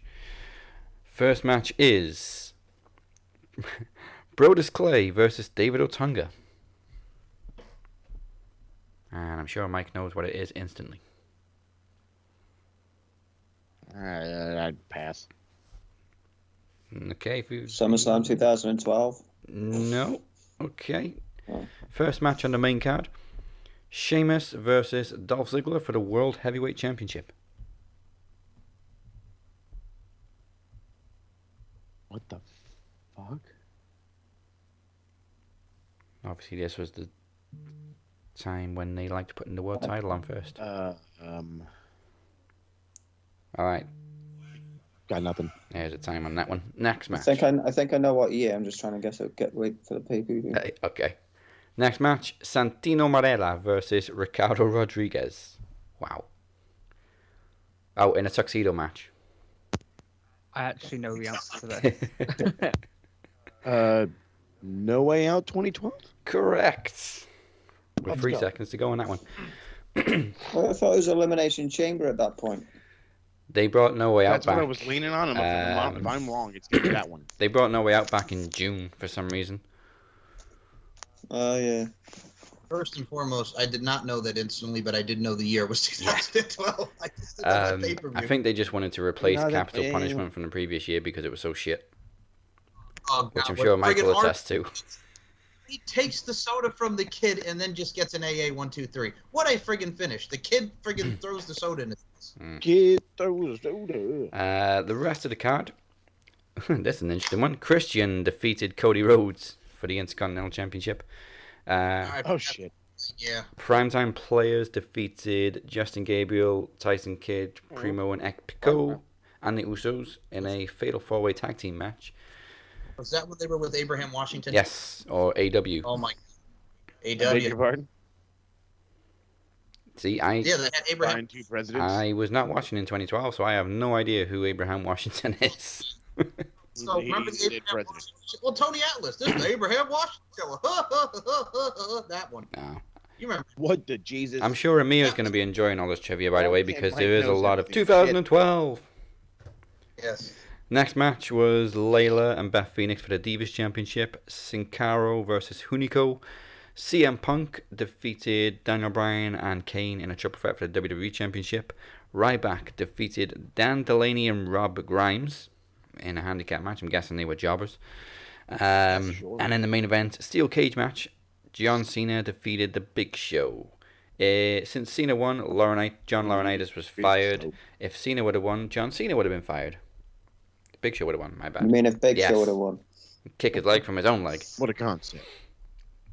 So there you go. That was No Way Out. 2012. Point to Moses. Stage 2. Anybody want to take a guess? Nope. Mystery Superstar? Yes. Do I get a point for that? No. Absolutely. Damn. Again. By the way, before we get to that, I found it. Remember how I was telling you about Tony Atlas just now? Yeah. All right, this is for Mo. It's the Abraham Washington Show, starring Abraham Washington. Tonight, Abraham welcomed his guest, Gregory Ham. And now,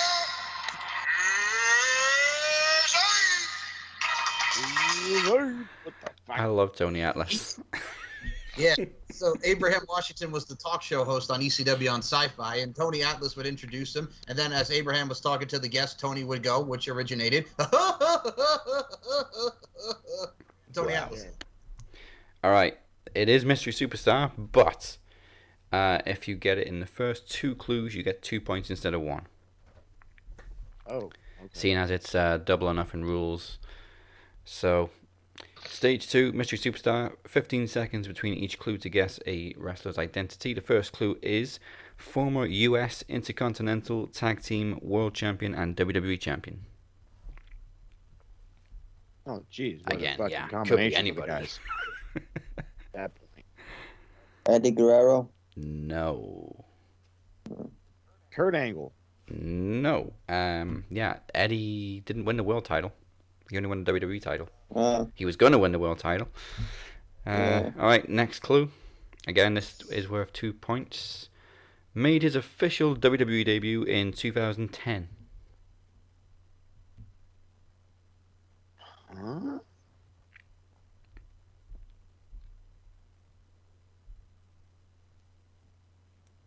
Three, 2, 1.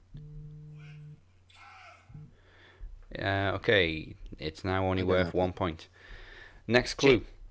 Former Ring of Honor World Champion. Daniel Bryan? Yes. Yes. Okay. I don't know why I was like, Wade Barrett? No, that can't be right. 1 apiece, so we're back to even Stevens. Phoenix as a challenger, you do have to go first because Moses has to double your score. Okie dokie. So we'll see how much extra time Moses gets depending on how well you do. And you have 1 minute to answer as many questions as possible. This time it begins as soon as I ask the question. Alright. Okay, your 1 minute begins now.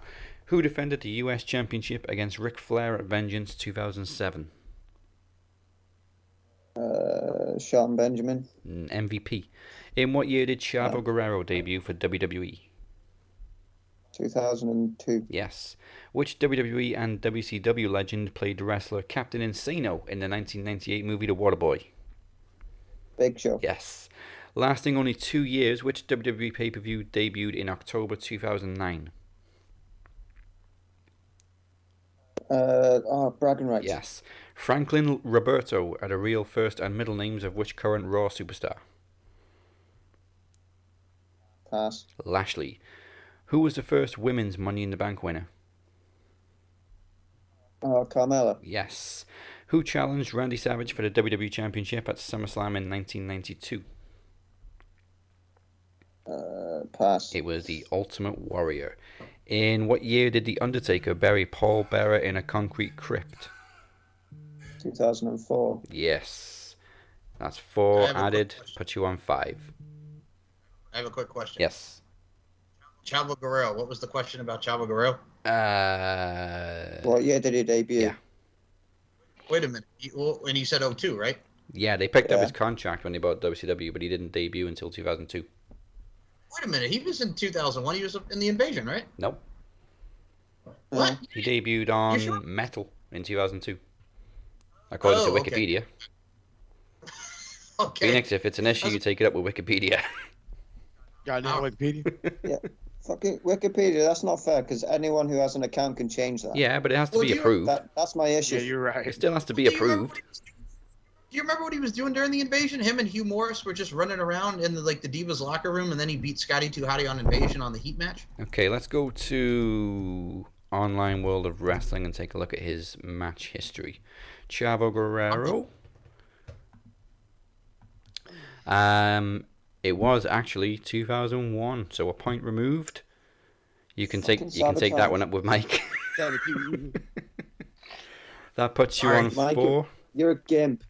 Chavo's debut was on Shotgun Saturday Night, defeating S.A. Rios. Well, who didn't beat S.A. Rios? X. Okay, score of 4 to beat, which means Moses needs 8 to retain. How the hell am I going to do that? 10. Well, I'm not happy. Hey, man. I did not mean to do it. I was just asking a question. As Phoenix got 3 correct, you get an extra 30 seconds. Got it. Okay. All right. Well, we can do this, I think, maybe. All right. You've already got 1, so technically you only need 7. Oh, yeah. The pressure's not on. All right. Time begins now. Greg Valentine and Blackjack Mulligan both held the NWA Tag Team titles with which wrestling legend and WWE Hall of Famer? Barry Windham. Ric Flair. VK Wall Street was a name used in WCW by what WWE tax collector? Fucking shit. IRS. Yes. In 2015, who became head booker of New Japan Pro Wrestling? Gato. Yes. Brock Lesnar and Dabba-Kato both played for which NFL team? The Vikings. Yes. At No Mercy 1999, which tag team won a ladder match for $100,000 and the managerial services of Terry Runnels? TNA. Hardy Boys. Testing. Oh, son of a Mordecai later appeared in ECW under what name? Mordecai. ECW. Pass. Kevin Thorne, who defended the WWE Championship against Diesel in a cage match at In Your House 6. Taker? Bret Hart. In what year did AJ Styles defeat John Cena at SummerSlam? Oh, fucking 2016. Yes. Who did Ken Shamrock defeat in a Lion's Den match at SummerSlam 1998? Steve Blackman. Owen Hart. Who Papa has J. main Morgan. evented the most SummerSlam events? Brock Lesnar. Yes. In which city was SummerSlam held from 2009 to 2014? One more time. In which city was WWE held from 2009 to 2014? Orlando. LA. That is a score of 5, not quite double. Congratulations, Oh, Phoenix, the first ever 4-time knowledge champion. Yes. You got 1 belt back. I got 1 belt back. That was. My redemption begins. He's still making history. Oh, don't get comfy. Congratulations. Yeah, that was pretty good. I had 2 questions left. Actually, Spitfire real I fast. I want to hear. had 1 left Do you for want to do them Phoenix. for fun? Phoenix, I had 1 question left for you because I usually judge how many it takes to answer in a minute. So, who was a member of both Right to Censor and the Blue World Order? Stevie Richards. Yes. And the 2 questions I had left for Moses. SmackDown Here Comes the Pain was released in what year? 2002. 2003. Oh, fuck, man. And I didn't actually write down an answer for this one. I wrote the question down but didn't have the answer. So, Kazuchika Okada first won the IWGP Heavyweight title in what year? 2011. All right, let's just check because, of course, I didn't write the answer down. But you sounded very confident. Mike, do you have any idea? I remember he started winning a little bit before, so it actually might be later now that I really sit here and think about it. Might be more like 2013. Okay. You don't watch New Japan? Oh, yeah. I listen to Japan, but I don't watch it as much as Moses does. Okay. And I do. Well, here comes the pain, dude. A lot of people argue that that's one of the best video games of all. Emiya's going to love this. What was it? 12? It was 2012. Yeah, there you go. The first time he beat Tanahashi, I believe. Yes, at New Beginning. Okay. When the Ace first started losing. Excuse me. We have 2 new champions out of 2 so far. That's a bad omen, but I'm hoping now, obviously, the predictions title comes my way. We'll find out on Saturday for SummerSlam, Sunday for TakeOver. So let's get TakeOver predictions done. I just want to say I'm looking forward to hopefully getting number 10 on the predictions title, man. Oh, fucking 9 titles over there. All right. We only have 5 matches. How many am I on? I believe you're on 6 or 7. Let me take a look for you. Cool. I'm pretty sure it's 6 or 7. Most reigns. So, Mike Larkin on 9. Moses on 8. Myself, Chad, and Travis on 7. And Phoenix, you're on 6. Cool. Hopefully I can get me 7th. Yeah. Join the 7 club. Yeah. Don't let Mike join number 10. I've already joined the 1 day club, so Yeah. Don't let Mike start the 10 club. That's the exclusive club right there. But we're all a part of the 1 day club. Yeah, we are. There's only one person, actually, 2 people who are in the 1 day club twice. Twice? It is Mike and Moses. Yeah, right. One's got to be for an Impact pay-per-view, I'm sure of it. It was, Slammiversary, the last reign. Hey, which is when Phoenix joined it. WrestleMania was the big one where we had 8 people. I mean, TakeOver and WrestleMania, we had 2 nights of each, so that was 4 straight nights of predictions. Yep. Okay, TakeOver 36. Let's kick it off with the Rock Stone Cold hybrid. LA Knight defending the $1 Million Championship against Cameron Grimes. If Grimes loses, Ted DiBiase becomes Knight's butler. I think it's stupid if Cameron Grimes doesn't win after this build-up. Yeah, I think it's got to be Cameron Grimes, isn't it, really? But then again, I said that at the last TakeOver, so... Yeah, it made sense, though, in hindsight, because we had a few fun segments, like Grimes washing LA Knight's balls. I love you washing your balls. I assume Moses is going with Cameron Grimes. Oh yeah, absolutely. I am not dealing with this guy. Yeah. Mike? I will say on this one, I think it only makes sense because of what happened in the ladder match that we finally get Cameron Grimes victorious and Ted DiBiase does not have to become the butler. So I'm going to say Cameron Grimes to the moon. He's going to get that dub.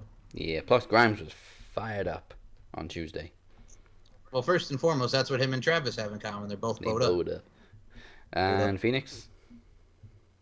I haven't really kept up to date with NXT for a while, but based on what I've heard... Neither has the audience, apparently.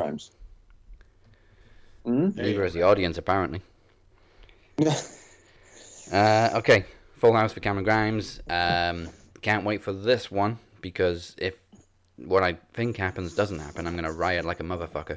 Raquel Gonzalez defending the NXT Women's Championship against Dakota Kai. Don't you dare rob my girl, Kai. How mad will you be if Raquel wins? I'm gonna need some anger management with Jack Nicholson. Yeah, you will. Said over easy. See if Team Hell No will take it to anger management with them. Okay. Somebody get him. Dr. Shelby. Yes, I couldn't remember his freaking name. Dr. Shelby gonna help me out if Dakota Kai gets robbed again. So I'm straight in for Dakota Kai.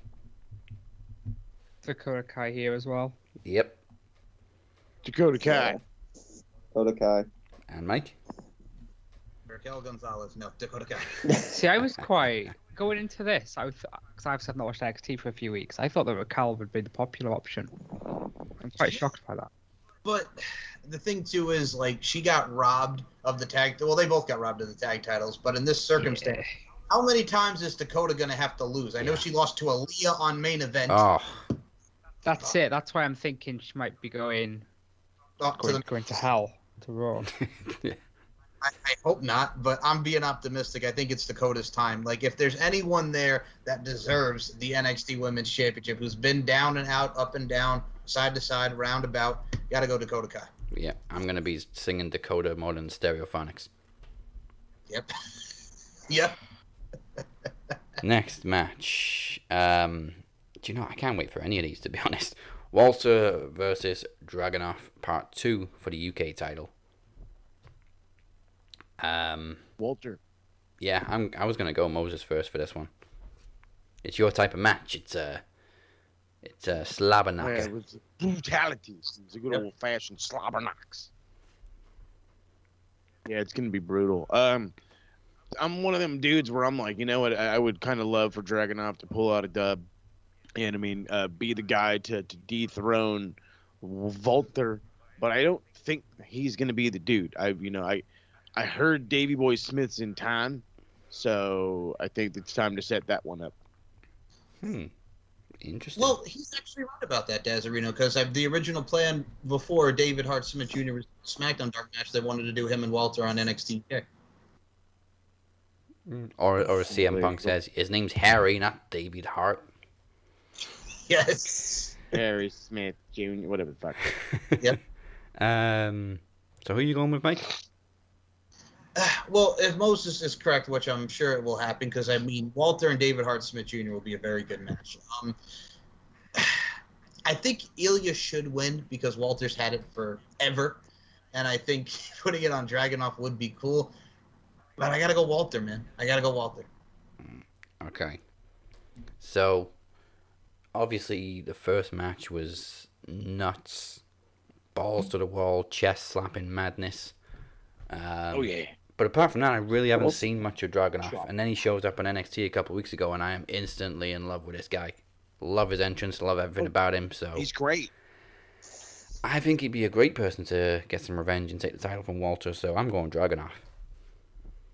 He's a dude I randomly saw on a PWG show one day. I said, "Who the fuck is this guy?" So much charisma, and doesn't speak much English. That's fine. That's fine. Well, it's funny if you look at the NXT UK roster. Like, Walter's the only one who still has the title. Miko Satomura beat our girl Kaylee Ray for the NXT UK. I know, sorry, Des, but she beat our girl. And Gallus aren't the tag champs anymore. That's on Pretty Deadly. So I mean, hey. Promises forever. I know. They did promises forever. Together forever. Rick Astley. I wish I'd prepared a sound clip from this week's NXT of Dragunov just yelling Walter repeatedly. What the? And then his music starts playing, so he says, fucking, walks off. Okay, Chad? Dragunov. Alright. Phoenix, obviously you're going blind on this one. Who are you going with? Well, Walter's had it longer than Peter done, so I think it's time he dropped it, so I'll say Dragunov. Yeah, I mean, he's had that title on a friggin' technicality. Well, 800 something stupid day. Yeah, there's a lockdown, bud. So yeah, that's what I was about to say. Most of those. It's like Ospreay taking a shot at Moxley not getting stripped of the title. Well, he wasn't injured. There was a lockdown, bud. No. And his girl is doing the damn thing on friggin' NXT UK. Bea Priestley is Blair Davenport. She's been killing it. Okay, pretty split. Let's go to I'm guessing Kyle O'Reilly is going to be the main event. So with Adam Cole. So Karrion Kross versus Samoa Joe for the NXT title. I don't see Joe winning. Actually, I don't know because Kross has been on Raw. Mm-hmm. But then again, they're going to be supposedly rebranding NXT with big, younger guys. So they've kind of backed themselves into a corner with this one. And then Vince McMahon comes in and wants to fuck everything up. But it's not. I don't think it's going to be the main event. And if it's definitely not the main event, then I definitely don't see Joe winning. So, Kross. I think I'm going to go with Kross. You make valid points, and for that I say fuck off. Because I want Joe to win. I want Joe to win, You know what I mean? but I just don't see it. Yeah. Give me some fortuitous nonsensory. I'd still pick Joe. Like, it's just, if Vince is really going to come in and fuck up NXT and bastardize it and just, I only want big young you gotta guys. beat a name to make yourself a name. You know, that's well, Vince is you got to beat a giant. Well, in this instance, I guess you can just beat a name, being Samoa Joe. True, but I mean, Kross is also a big young guy. Yeah. Oh, fuck it. I'll tell you what, we'll go to Mike and then we'll come back. Mike. I'm with Mo. I want Joe, but I'm also with you. Like, I don't see it. Ever since they put him on Raw and he's feuding with Jeff Hardy, who he squashed on Raw because he attacked him from behind and said, "TikTok, Jeff." So it's one of those things where it's just like, whatever. I'll be honest, I've been so whatever with him. He's held it for a long time. When's the last? I mean, he won it back, right? I mean, remember he beat Keith Lee, then he got hurt, then he won it back from Finn. Yeah. He's had that for a while now, right? A few months, yeah. I mean, he's been this unstoppable giant on NXT, not the main roster. But it would do something to give him that veteran win, you know, being a veteran, beating a former champion, beating someone established as Samoa Joe. He won it at Stand and Deliver. Okay. Man, it's a tough one for me. I want Samoa Joe, but I'm thinking Karrion Kross. You know what? I'll just say TikTok, motherfuckers, Doomsday. It's Karrion Kross. All right. So let's go to Chad. Here's my bold prediction of the week. Within 7 days, Jeff Hardy will be NXT champion. Oh, okay. Yeah, I want Joe, but it's gonna be Kross, isn't it? And then Jeff Hardy can do whatever. They can either come out at the end of the show, they can have a match on Raw, or he can come to NXT. Within 7 days, Jeff Hardy. They've been chanting Jeff Hardy at him at NXT. I know, yeah. It's amazing. That and Where's Scarlett? Oh, that was great this week. I just kept waiting for him to snap at the crowd. Well, here's the thing. She can actually wrestle, though. You know what I'm saying? Yeah. If they put her in the weights, she can actually wrestle. I didn't get it, though, because you understand why she's not on Raw, because whatever. But why was she not on NXT? I don't know. Well, I think you're also having the flashbacks to Impact when she beat Disco Inferno, the one and only Glenn Gilberti. Remember the intergender stuff before Tessa? Desirito? Fuck Disco Inferno. Okay. All right. Oh, yeah, again, so I haven't been paying attention to Raw. Is Jeff still using No More Words, or is it just a one-off? No, he's using No More Words. Good. This is for full. That's okay, then. And then he just gets squashed. So they picked the worst time possible to bring that entrance music back. Oh, my God. So they have the match where he pins him with his feet on the ropes, which made no sense. Then they did the competitive match, which Karrion Kross won. And this week it was just like, Karrion Kross, I'm coming back for him. Then he attacks him, TikTok Jeff, and then friggin' Karrion Kross squashes him in like a minute and a half. They said they were saving No More Words for back when they had the live crowds again. Yeah, but then they just put him in this stupid fucking hot potato rivalry with Kross. Which sucks. Okay, Phoenix, who's your pick? I don't know, because I think I'm going to say Joe, only because when people are a champion and they start making their way up to the main roster, or they're about to go to the main roster, then they drop the title. Yeah, unless you're Kevin Owens. That's the only reason I'm going for it. Eh? Unless you're Kevin Owens. True. Well, Paige ended up getting stripped of the women's title, didn't she? Yeah. Yes. There was probably another reason they took that Divas title away from her, but okay. Okay, first and No, foremost. they stripped her of the NXT Women's Championship. Yeah, after I she meant made the her women, NXT debut. Women's title. Yeah, she had the Divas title. Duh. Okay. Mm. So back to I like how Moses. I know. Back to Moses. We have one for Joe. Yeah. I like Joe. Are you going with your gut? I am going with my gut. I'm not changing this one. Okay. I'm with him. And then you brought up the whole, Kevin Owens didn't drop the title. Didn't he drop it almost right after that pay-per-view with Cena? After the pay-per-view, I think he did. Yeah, but he carried it for the feud. He dropped it at that Beast in the East thing. Yeah. In is it Japan or something? Yeah, in Japan. Yeah. Oh, wait. That was the original Brock Lesnar squashing Kofi in 2015, except it was That was long. awesome. Yep. Oh, that was bad. All right, this brings us to the main event. Now, obviously, there's rumors of Adam Cole leaving. There's other rumors of him getting $1 million contract to stay. Personally, I see him leaving, and I see Kyle O'Reilly getting the final win in this feud. It's 2 out of 3 falls.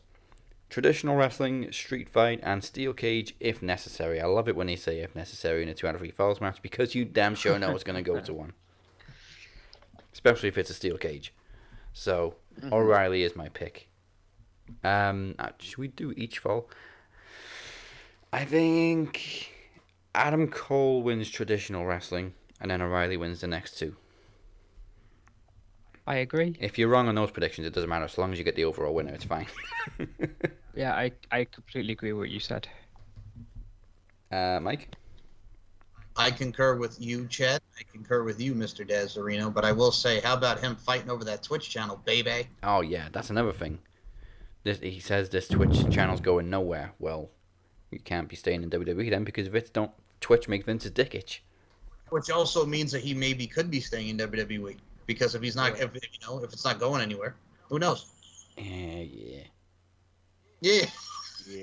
See, I'm with Mike because that's my first thought when he's like, "This, I will make sure that this is not going anywhere," and I'm like, "Bro, you're fucking staying with the E."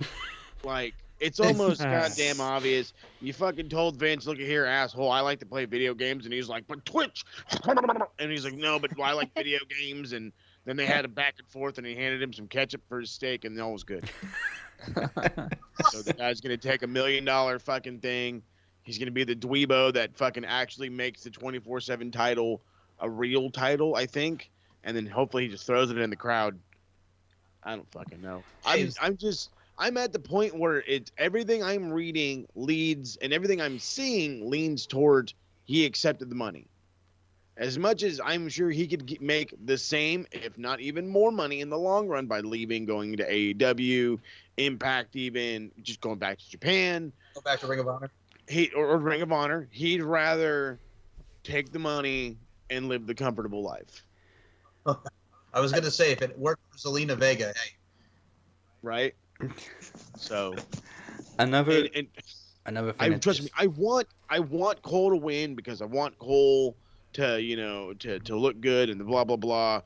But I'm kind of with you, Daz. If Kyle wins, Adam's gone. If Adam wins, guess what? He's signed, and we're just gonna see him on the main. Oh, I'm going O'Reilly either way. But so you going Adam Cole? I'm going with Kyle O'Reilly because I want Adam Cole to run away very, very far. So I'm positive that the guy signed. Yeah. I'm hoping I'm wrong, and I'm hoping either way Kyle O'Reilly wins so he can get some kind of momentum. Yeah, he needs it. Another thing that just popped into my head of why Adam Cole would re-sign with WWE. Britt Baker's absolutely on fucking fire in AEW, and he probably wouldn't want to rain on her parade. Oh, and he would. No disrespect to the man, but right now, bro, like you're really good. You're like we used to think you were the best there was out there for a while, but your fucking lady, bro. Your fucking lady is taking over everything. So you go ahead, you hang out over there. Don't be second fiddle to the lady. You do. Yeah, don't be Seth Rollins to Becky Lynch. There you go. And when she comes back, his run is fucked. Yeah, I mean it's kind of fucked now, but okay. Phoenix. Yeah, I think it's going to be Kyle O'Reilly, but Adam Cole's going to sort of like make him look good on his way out. Okay. I could see that. Yeah. All right then. That's everybody for O'Reilly, right? I will go with Cal. Cool, Kyle. Puka. I was doing His Kyle. name is not Kiel. Hey, my name's not Kiel. South Park reference.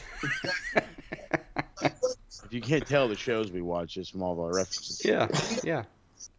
It's time for more promo action. As you know, it's down to the Demoness to revive the Kingpin in order for this match to happen. So let's see if we're finally going to get it. First time ever, Jester versus Kingpin.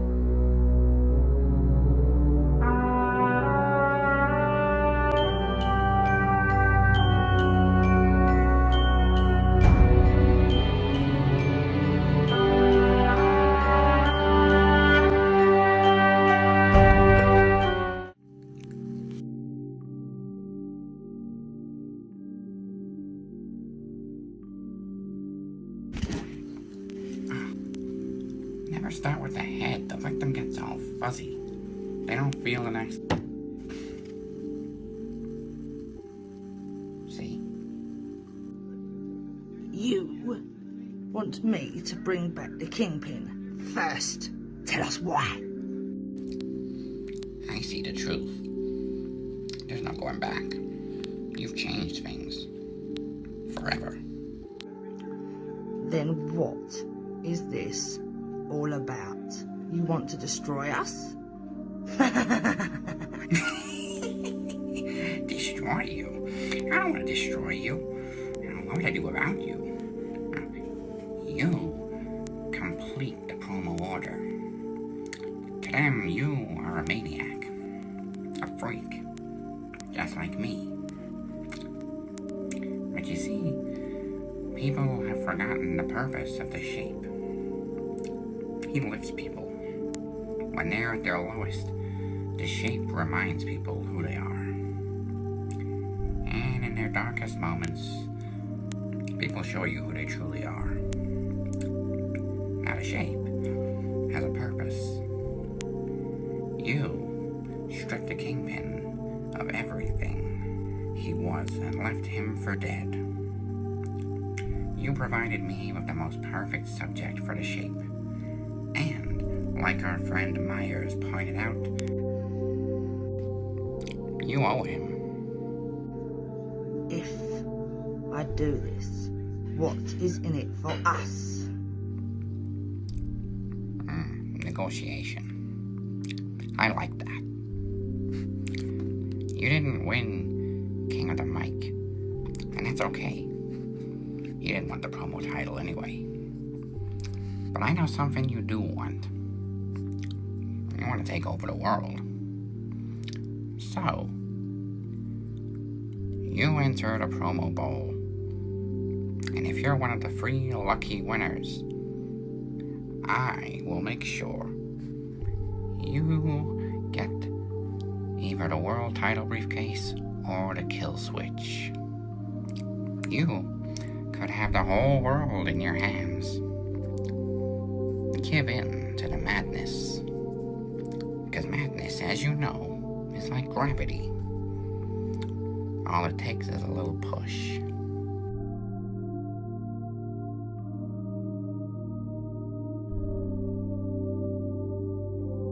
Done.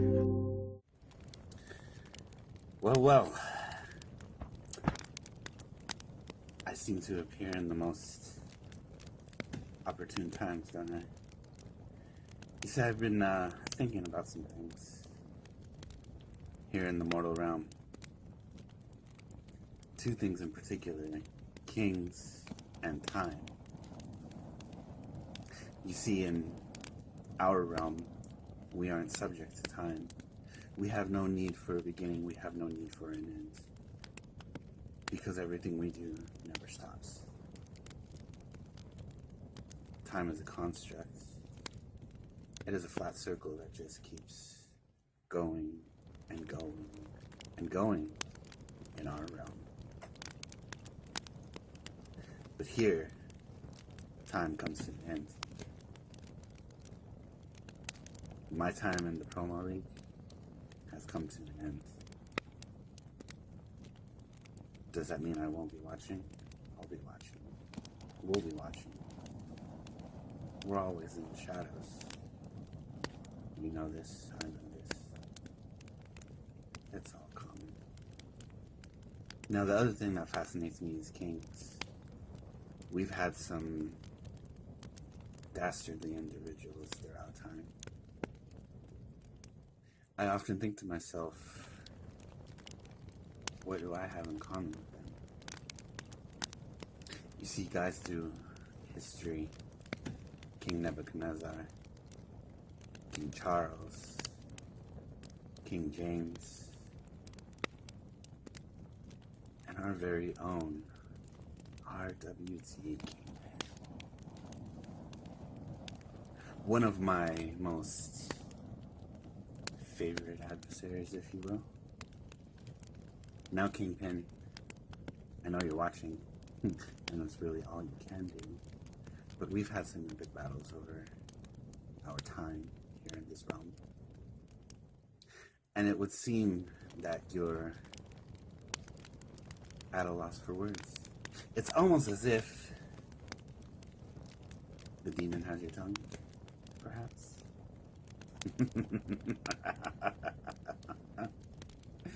In due time.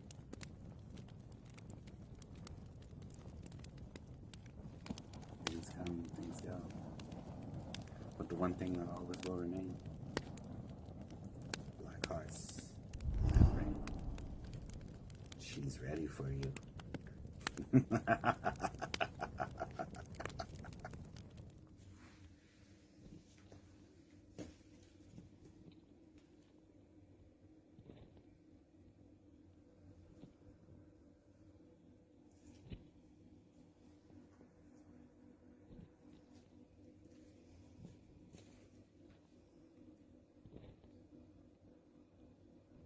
Here lies the Kingpin.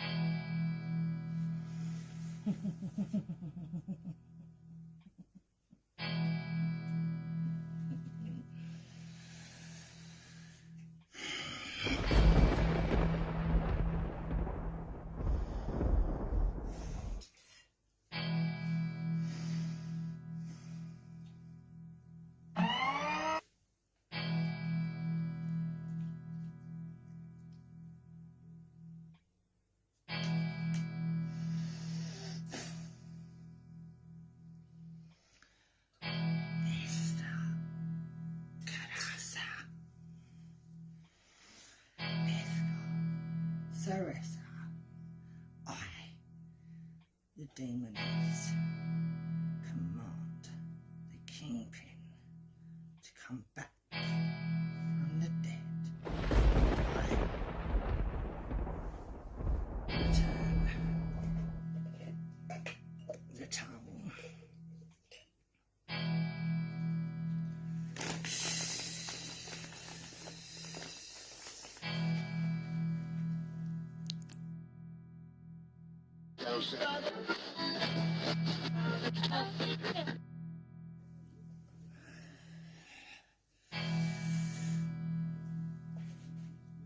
I return the crown.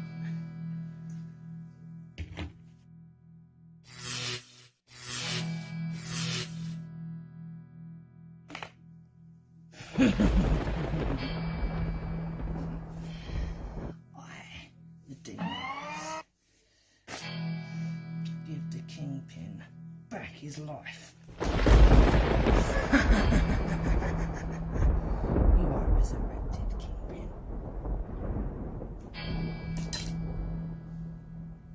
This is not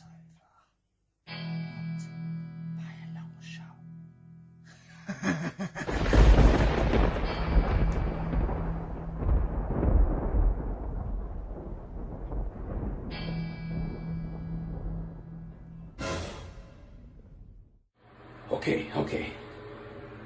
I gotta find a way to explain to her that if she can't accept my friends, we can't be together. Well, let me tell you something, bitch. No, that's not. She won't listen to that. Okay, I got it. If you want to be my lover, bitch, you gotta get with my friends, brother. Make it last forever, whore. Friendship never ends, brother. Yeah, I think she'll understand that. What? What's going on? What? I felt my ugly sense tingling, brother. I knew exactly who this was. Black Burnham, what's going on, you ugly son of a bitch? Oh, hey, baby. If it isn't the most famous wrestler from a bygone era known as the 80s. How you doing, AT? Oh, I'm okay. And let me tell you something, brother. I don't need to see what's under the mask to know what's going on with you. My ugly alarm went off the moment the phone rang. Okay. Well, anyways, yeah. Woo. I don't know if you heard, but there's some stuff going down with the Kingpin, baby. Oh, yeah. I heard he's just woken up from some sort of voodoo coma. Let me tell you something, brother. I warned him not to mess with demons that go bump in the night, brother. Let me tell you something, AT. We all tried to warn him. Woo. But he wasn't listening to nobody. Yeah, it was a real shame. He tried to get me to help him out. I was so scared, I thought my dick might fall off. Woo. But you know what? I'm sitting here right now, watching Max Wrestling, baby. Woo, Max Wrestling. And they say they got the Kingpin coming up next. You think there's any truth to it? I don't know, brother. But I trust Dazzy Lee. He runs a tank ship over at Max Wrestling, brother. So if that ugly bitch says the Kingpin is risen, it's gotta be true, brother. Listen here, baby. No need to insult Dazzy Lee. But I agree. I trust him, too. One of the best men I ever worked for. Oh, yeah, baby. Woo! He's one of the greatest people of all time. Anyways, I could go on for days about Dazzy Lee and how amazing he's been to us. But I'm looking on the TV, baby. Woo! And I could see the Kingpin is on the tube. Well, then get the fuck off my phone, brother. I'm gonna go watch the Kingpin. Or whatever's left of him. And listen, Black Burnham.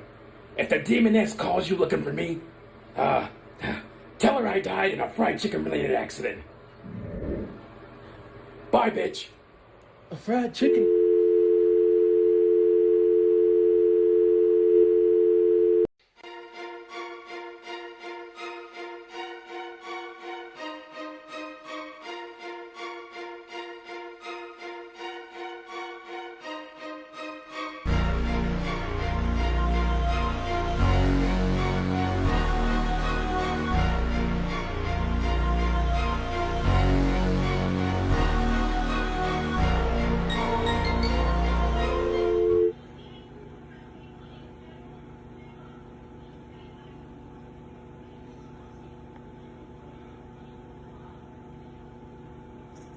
Kingpin, no, I have seen you in months. Where exactly have you been? What? I don't know. I don't know. I don't know where I've been. I can't really remember anything, or I don't know, just darkness, or that fucking laugh.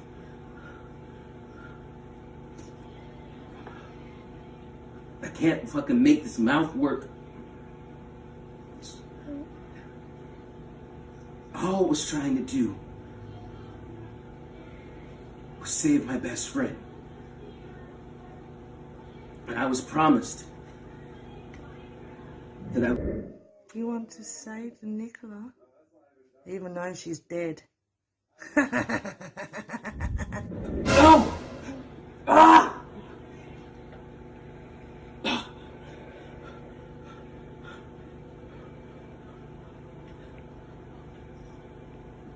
I was promised that I would be provided safe working conditions. I don't even know where Nicola is. But I know who's to blame for this.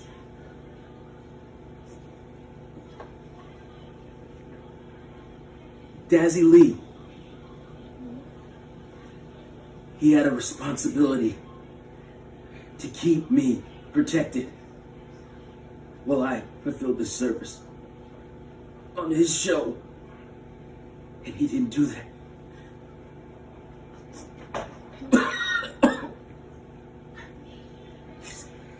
He's negligent.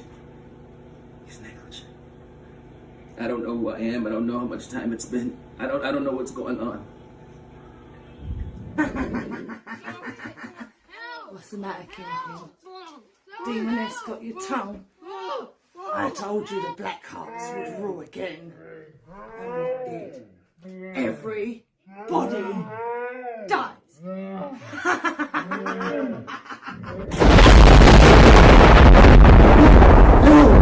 No! Calm down, Kingpin, calm down.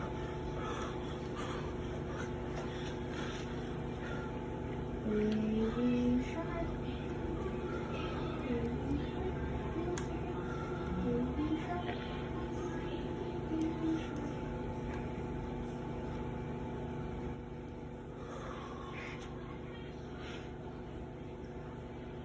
Kingpin, are you okay to continue?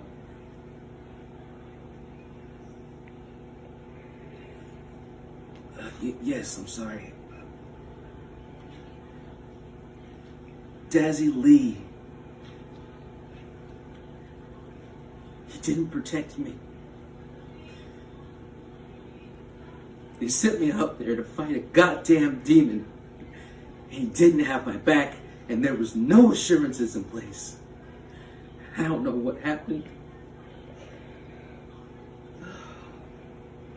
I don't know who I am anymore.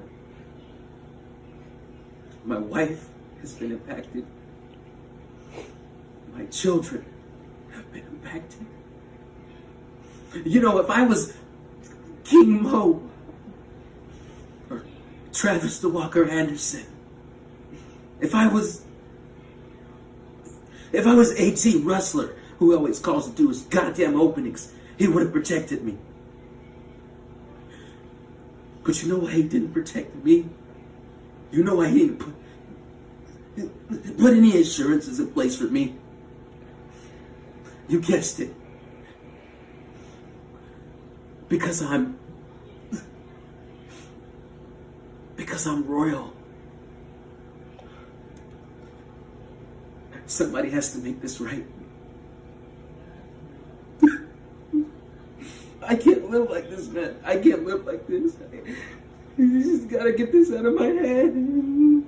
Just gotta get it out of my head, darling.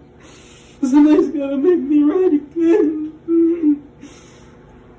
Somebody's gotta make me right, please. I can't do it. You gotta make this fucking right. Please. Please.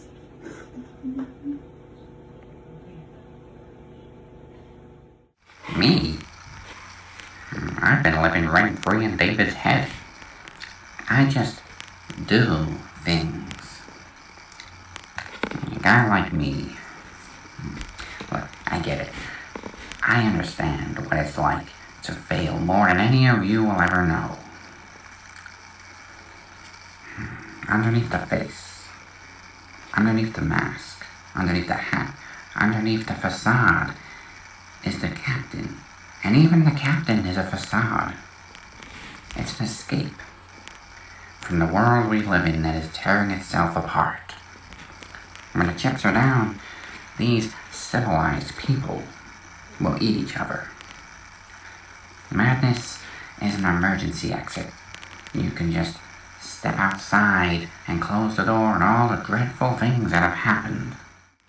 The Jester was created to address all the madness in the world because I see the world for what it truly is. A festering disease. And the people inside it, they laugh at me because I'm different. And I laugh at them because they're all the same. Now, you blame me, or for your misfortune. All I did was give you exactly what you wanted. How were any of us to know that the Demoness is incapable of love? She wants no affection, only destruction. And you blame me when she loses, but to all those people that complain and all those people who always want her to win, I ask you, where are your votes? See, I'm not a monster. I'm just ahead of the curve. Now the shape. The shape was created to cure people. There are a certain number of people who contribute to this society that we have created. And when you're down on your knees with nothing left, the shape arrives to help you back to your feet. Kingpin, you have had perhaps the biggest fall from grace we have ever seen. You haven't been the same. Nothing has been the same since you lost the promo championship to that guy. You didn't beat Moses. And then you had your dance of death with the Demoness, your glorious return. And she ripped out your tongue and cast you into the shadows once again. And you seem to forget. I lost a part of myself that very same night. You see, you and the shape have been on similar circumstances for the past year. He, I, the captain, was the world champion. And the Phoenix sent us up in flames. So now, I need you as much as you need me. The shape needs a purpose to rise again. You are that purpose. The spotlight is now on you. Now, the time has come. You people deserve a better version of the shape. And I'm gonna give it to you. But first, let's broaden our minds. As children, we idolize the heroes, and as we grow, we begin to understand the villains. You see, we stopped checking for monsters under the beds when we realized the monsters are inside of us. And now, before the shape returns, remember, whatever doesn't kill you simply makes you stranger.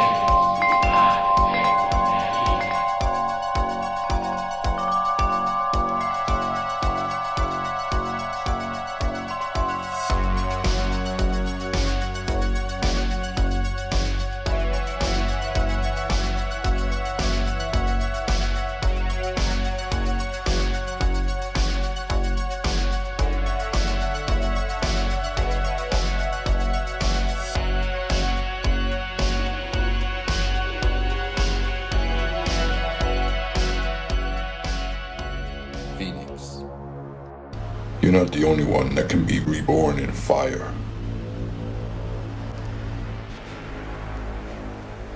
Kingpin, you have risen just as I have, but it's all for nothing unless you begin your quest to regain the Promo Championship by entering the Promo Bowl.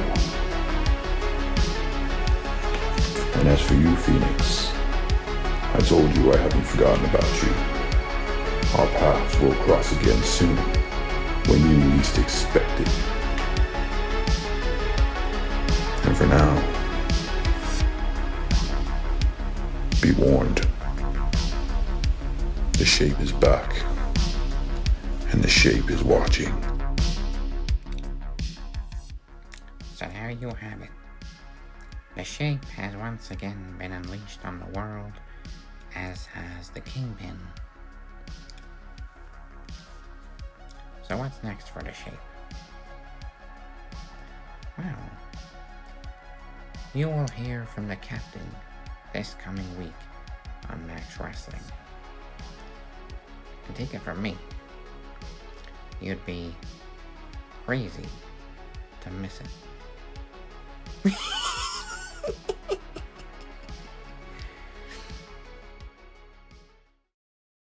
Well, before we get to the main event, thank you very much for joining us for PromoSlam 2021. The next time we bring you a special event is November 18th as we present Promo Series 6 Justice Day.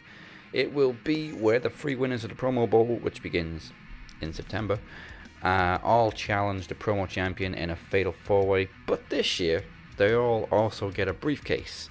One of them will receive a future shot at the World Championship, one of them will receive a future shot at the Knowledge Championship, and one of them will receive a kill switch, which enables them to join any championship match and ban somebody else from competing for championships in promo action. All these briefcases need to be cashed in before Promo Mania. Also, the only thing we do know that will happen so far is Moses Marquez will challenge the world champion, whoever it may be, either Chad or Daniel Crimmins, who is next in line on Promo Bowl opening day. Oh yeah. So again, Promo Series 6 Justice Day, November 18th is our next special event. Now, it's main event time. They have faced each other only 3 times before, I believe. Yes, sir. Yep. Of course, it began with the infamous 9%. Travis then picked you for his opponent at Podcast Promo Rumble 5. And of course, I believe he faced in the Promo Climax again. Now, for the Promo Championship, it is Moses Marquez defending against this year's King of the Mic, Travis the Walker Anderson. Travis the Walker Anderson.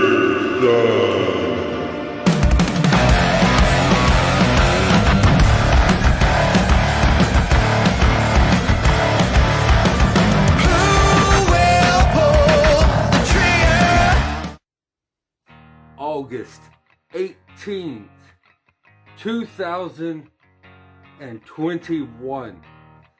This is the day that I am recording this promo.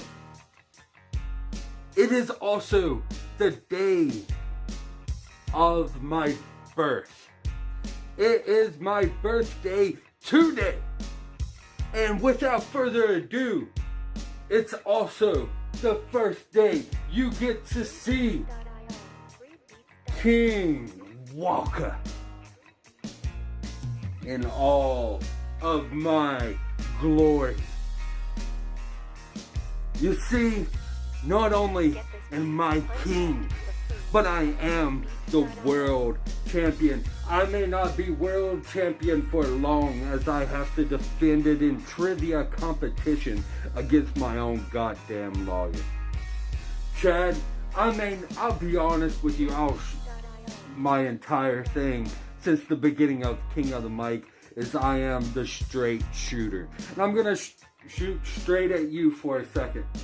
I may not even show up on the show to defend the world title. If I don't, here, have it. I don't care. I got plenty of gold as is, and I got more to come. You can consider the world championship as your paycheck.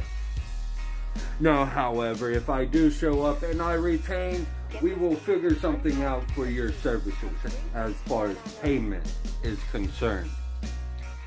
Now, Moses Marquez, you have never got to go one-on-one with the mask. See, I am a different person. I am a different entity. I have a different energy when I have this mask on. And I don't even know what I'm going to say in this promo. I am just shooting it straight as it comes out of my damn mouth. because that's how I do it. I don't take 50 different shots.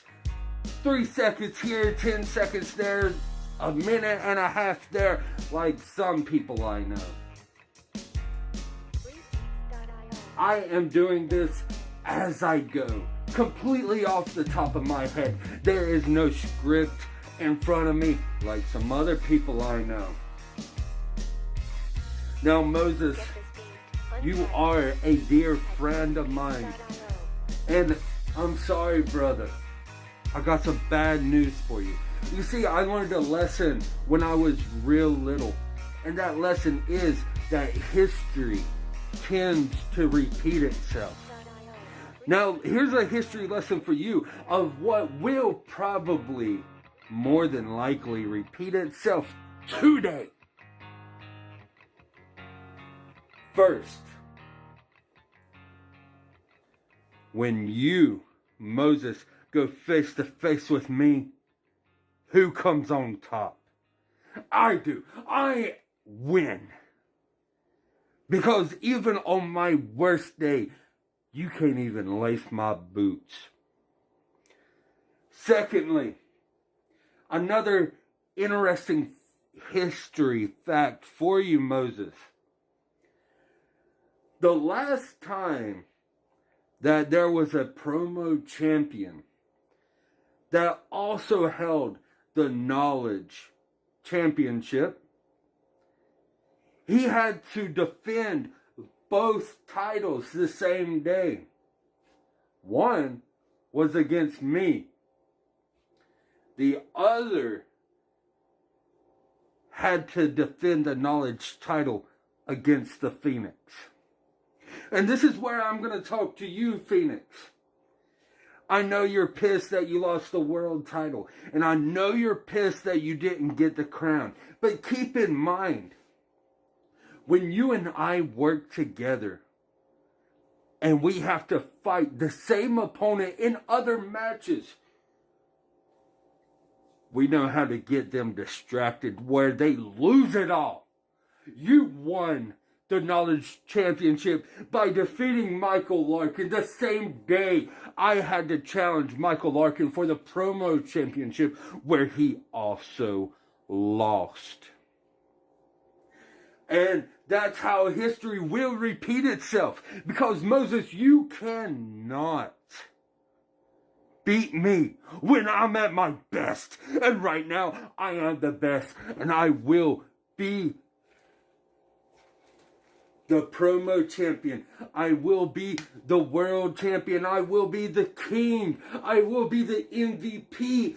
And by some chance, if I somehow come up with the boldest of predictions, I may even have the predictions title and make it, 8-time predictions champion, a 2-time promo champion, first time world champion, first time king. I will get to wear this shirt. Hell, I may even change it from bowed up champ to bowed up collector. Moses, I love you, my brother. But you don't know what you're going to do. As I am recording this right now, you have messaged me 3 damn times telling me how your promo sucks, that you don't know what to do. You're probably trying to over-edit. You're probably overthinking, trying to figure out corny lines that I told you about how you would hand the crown over easily, but not so much with the promo championship. You won't hand that one over so easy. Is that what you're going to say, Moses? Are you going to do some weird, bizarre, bullshit, fucking dream sequence where you pretend to clothesline me or punch me or knock me out? Or what are you going to do, Moses? See, I am shooting it straight with you, my brother. Don't let me shooting straight with you confuse you. I still love you, but I will destroy you when this phone is in front of my face and I am recording. Because when I am doing this, I am unstoppable. Unstoppable. I can't even damn talk straight because I'm so damn bowed up. Because I am champion. I am king. And you're nothing but a simple, loyal servant in my court. I'm going to leave this here, and I'm going to stop my promo now with one final message to you, Moses.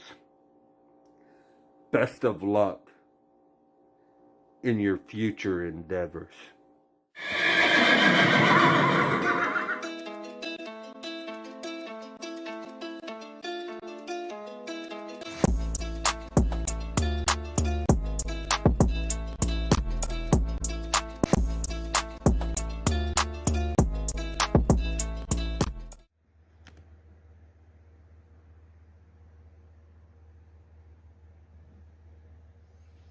Well, guys, I'm all ready for Max Wrestling tomorrow. You know what I mean? This is going to be great. I have a promo championship battle tomorrow against my man Moses, and then I get to defend my newly won and extra custom-made promo Max Wrestling World Championship against my goddamn lawyer, Chad.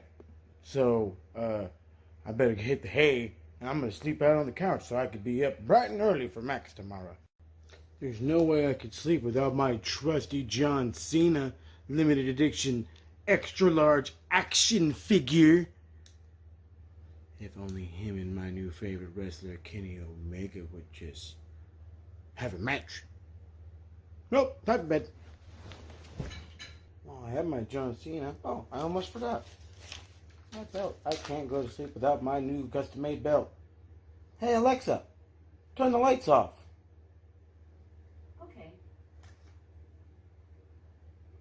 I can't wait to be king. You must wake up, sir. It is time for the ceremony. What the hell? Why is the light red? Where's my title? Where the fuck's my John Cena?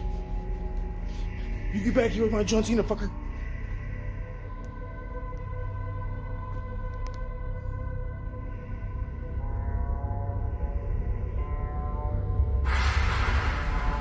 Travis, see, you've met the goon. I'll give you your things back after the ceremony. Come. I have a seat right up front. King Mo? You really have a cool beard like that? I thought it was like CGI or something. Hey, can we like fix the lights? These things are pissing me off. If you wish. Alexa, turn the lights.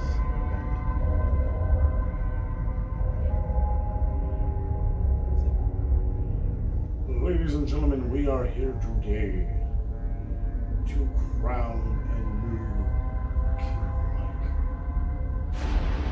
Man, consider a brother. Handled competition as it was mere nothing. So today I say we say hey to the new. Because we all know that here, stand up Travis, that all here, that Travis here will make a fine king of the mic. But he will never make a good promotion. What the fuck kind of dream was that? Alexa, turn on the goddamn light. Did you use a smart LED bulb? Yes. Okay. Oh, I still have my John Cena and my custom title.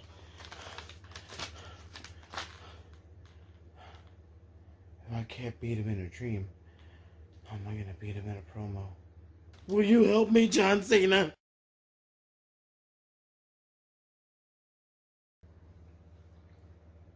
King Mo will forever live in your hearts. But for now, there's a new king of the mic. Good for him. But as I've done this entire time, I'm about to shock the world yet again.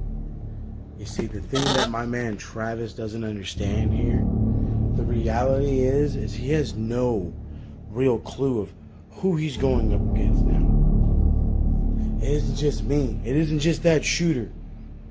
It's a whole new breed of guy. Experience after experience after experience has got me to where I am today, which is your promo and knowledge champion. King of the Mic was something I was not allowed to be a part of because I was already promo champion. I prepared for Phoenix, expected for him and I to do battle again because I know that he's that good of a competitor. But when I knew Tribe was going to do this tournament, even though his first win was as easy as they fucking come, he pulled out all the stops and he got that W. And now I guarantee you he's going to bring up the past. He's going to bring up 91%. For those of you who don't get that joke, he beat me so bad I only scored 9% of the votes. Granted, I went around telling everybody to vote for Trav. Don't go telling people to do stuff unless you want them to do it. Let's just be real with that. But see, here's the reality of the matter. King of the Mic is one hell of an accomplishment. Winning the World Championship, a belt we designed to give to Daz for all that he does. It's really not meant to be defended. You've stated it before, and other people will probably state it in the future. It was gifted to the Phoenix. Granted, I like to think so too, but at the same time, I feel like he did put in his effort. He did take his time, and he burned him to a crisp. But see, you got smart. You got yourself a lawyer, climbed your damn mountaintop, because everywhere you fucking live is a mountaintop, because you live in the middle of nowhere. You had your big old cigar, you had your big old cowboy hat. You put all your chips on the table, like a cowboy does. Because a cowboy believes in himself. Respect. And you know what? The reality of why I respect it is because you came out on the greener side of this whole thing. You came out King of the Mic and Max Wrestling. I can tell you congratulations until I'm blue in the face. But the reality is you said it yourself. You see gold and you get hungry. You gotta have it. You gotta want it. You gotta be in your possessions. You don't want the knowledge, but you want everything else underneath the sun. I don't play that game. I want everything. And a side of chips. And a Diet Coke. I want it all. I'm not here to tiptoe around the competition. I'm not here to amuse you with my fun videos and my great creativity. I am simply here to prove that for a year plus, I have been the top guy. And while everybody's done their thing, and there's been a historic rise like Phoenix, a historic fall like the Demoness, I stayed in the same spot. Right on top of the card. Right at the very tippity top. Because as my man Cameron Grimes says, to the moon. Because that's all I want out of this. I want everything and then some. Because I'm taking it to the moon. So Trav, brother, I thank you for coming out. I award you that crown. May you wear it with pride. May people actually take you seriously for being the new King of the Mic and make you believe that you and me, this sabotage game, there's no more sabotaging. This is the best man wins. You know it, I know it. Don't go around yelling, sabotage this, sabotage that. Hit that tape. I did it first. So Trav, I'm going to leave you with this. Leave your accomplishments as they are. They are huge. They are groundbreaking.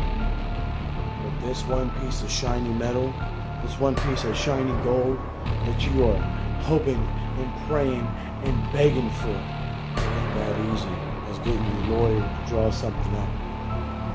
It ain't that easy as going through a geek, somebody on the downfall, somebody I've beaten left and right. Luckily, I was king of the mic. You would not be king of the mic. And today, brother, you will not walk out of here with the Promo Championship.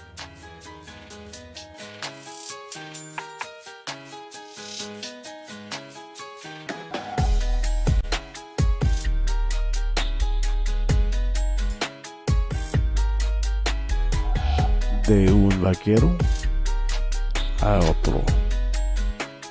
Perón, petú. Métele suerte.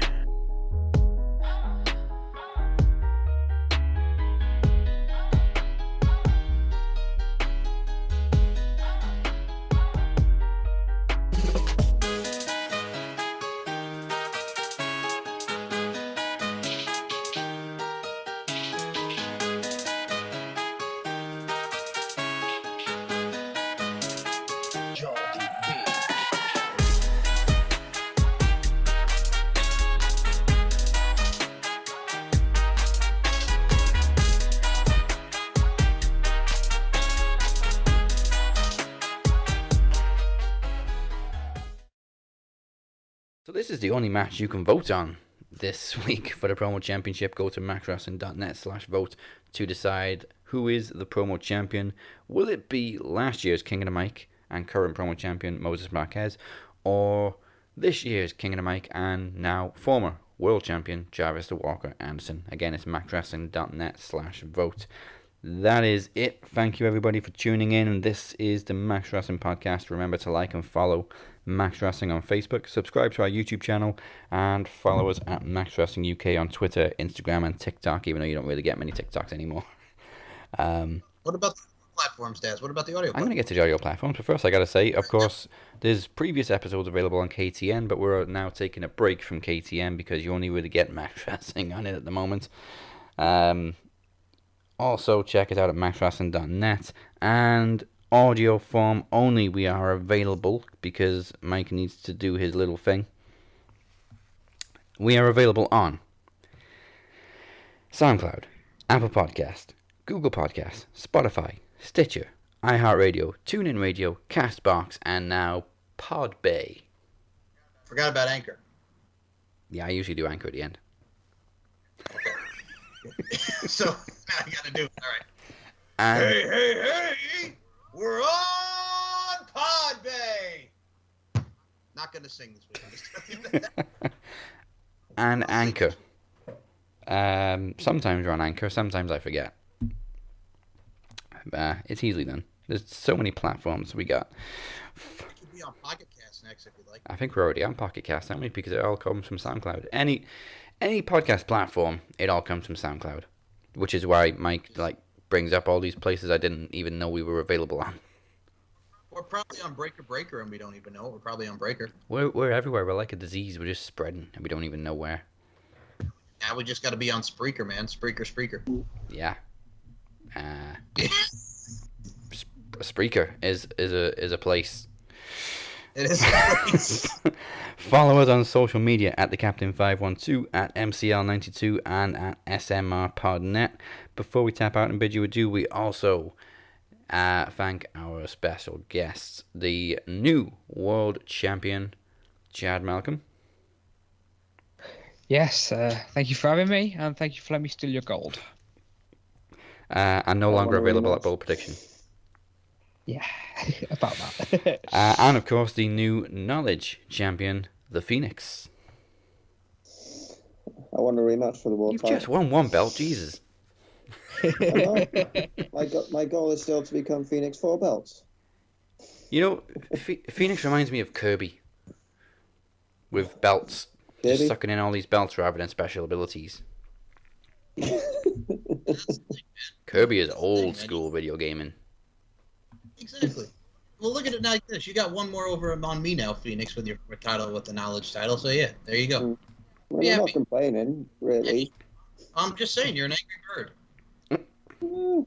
He's an angry little bird. Hey, don't say little. Remember, Twitch makes Vince a dick itch, and everyone on Anchor thinks he's a wanker. Everyone on TikTok thinks he's a cock, including Moses Marquez. Goddamn right. I am half a shoulder lighter, but it's all good. You know what I mean? Me and Phoenix will keep going around and around and around like a goddamn carousel. I don't know about that world title nonsense, bub. You better get back on your promo game. You feel like taking that thing away. But in all due time, I stated last week, September the 6th, we bring back Retro Hard as a Mofo, coming back on Monday. Also dropping September 6th. Not going to say what it's called because we don't know, but let's just say me and Teddy P working on something. Ooh. Does it include flatbreads? He is the flatbread zombie, and okay, so you brought that up. I have to bring this up. So the TSK went to LA for those who paid attention. The video I made, my little vlog, it's probably only going to be about 4.5 minutes long. I'm almost nothing. The Modelo's started hitting, and now I forgot to hit record. But there's going to be a little bit of something on there. You do get to see Harold and Brianna, Emir, my man Robert Davis, Gracias for the couch again. And then, of course, the flatbread zombie himself, Teddy P, who I should not have fed Modelo to, but hey, it is what it is. And ladies and gentlemen, let me just say, when you're too sweet a man or a woman and you go low, you make sure you got your eyes on their hands. And leave it at that. Just had to get fucking Teddy out of a fight. Wow. I wish that was caught on video. Oh, don't we all? Don't we all? On that, if you don't know, it's not for you to get. On that bombshell, Mike, who you been talking to? I've been talking to a lot of things, man. I've been talking to a lot of people and doing the damn thing. So first and foremost, there will be something new from the Max Wrestling side of things. Beyond the Max is back. My latest guest is the Moneymaker, Chris Durham, the current Iron Bank contract winner. We talk some wrestling. We talk about podcasting. We talk about our 5-year friendship. We talk about a lot of topics that I think a lot of people will enjoy, including him addressing Mo over there for his comments last week about CD, introducing him to Walker, Texas Ranger over there, Mr. Moses Marquez. So there's that. The latest episode of the LFC podcast is up, Beauty, Strength, and Dominance, the 3 key elements that make women the work of art that they are, with Laura Cross, who's an LFC prospect. I will say around the 17-minute mark, there is some brief nudity. So there will be some brief nudity on that. So I'll leave it at that. So I already got the link set up. I'm just kidding. You can check me out at SM Show 1, MCL92, StephenMikeShow.com, LingerieFC.com. We just had the 3-night Sturgis event. Got beautiful women in lingerie coming out on the motorcycles, man. This is the same venue where Jay Leno had Hulk Hogan in an arm bar. So, I mean, hey, there's a lot of history around the Sturgis Motorcycle Rally. And you guys could just check me out each and every week on the Max Wrestling Podcast with my main man, Dazzy Dangerously, and my main man, Moses Marquez, and the rest of the gang, man. We got NetPicks Podcast soon with Dazzy and I and Chadderino over here. Congratulations, Chad. Congratulations, Phoenix. Beautiful thing, man. There you have it. Evolution's fucking beautiful, bro. Bruh. And I'm gonna do it. Oh yeah, felt good. Join us next week, yeah, for all the results from SummerSlam, Takeover, and of course the Promo Championship. Plus, as you heard in the promo exhibition earlier, a very, very special announcement from myself. Looking good. Now, this was PromoSlam 2021. We will catch your ass down the open road, and that's the bottom line. Goodbye. Mwah, and bang. He's an angry little bird. See you down the road, Moses. Call me Bird one more time. Sorry about your damn luck.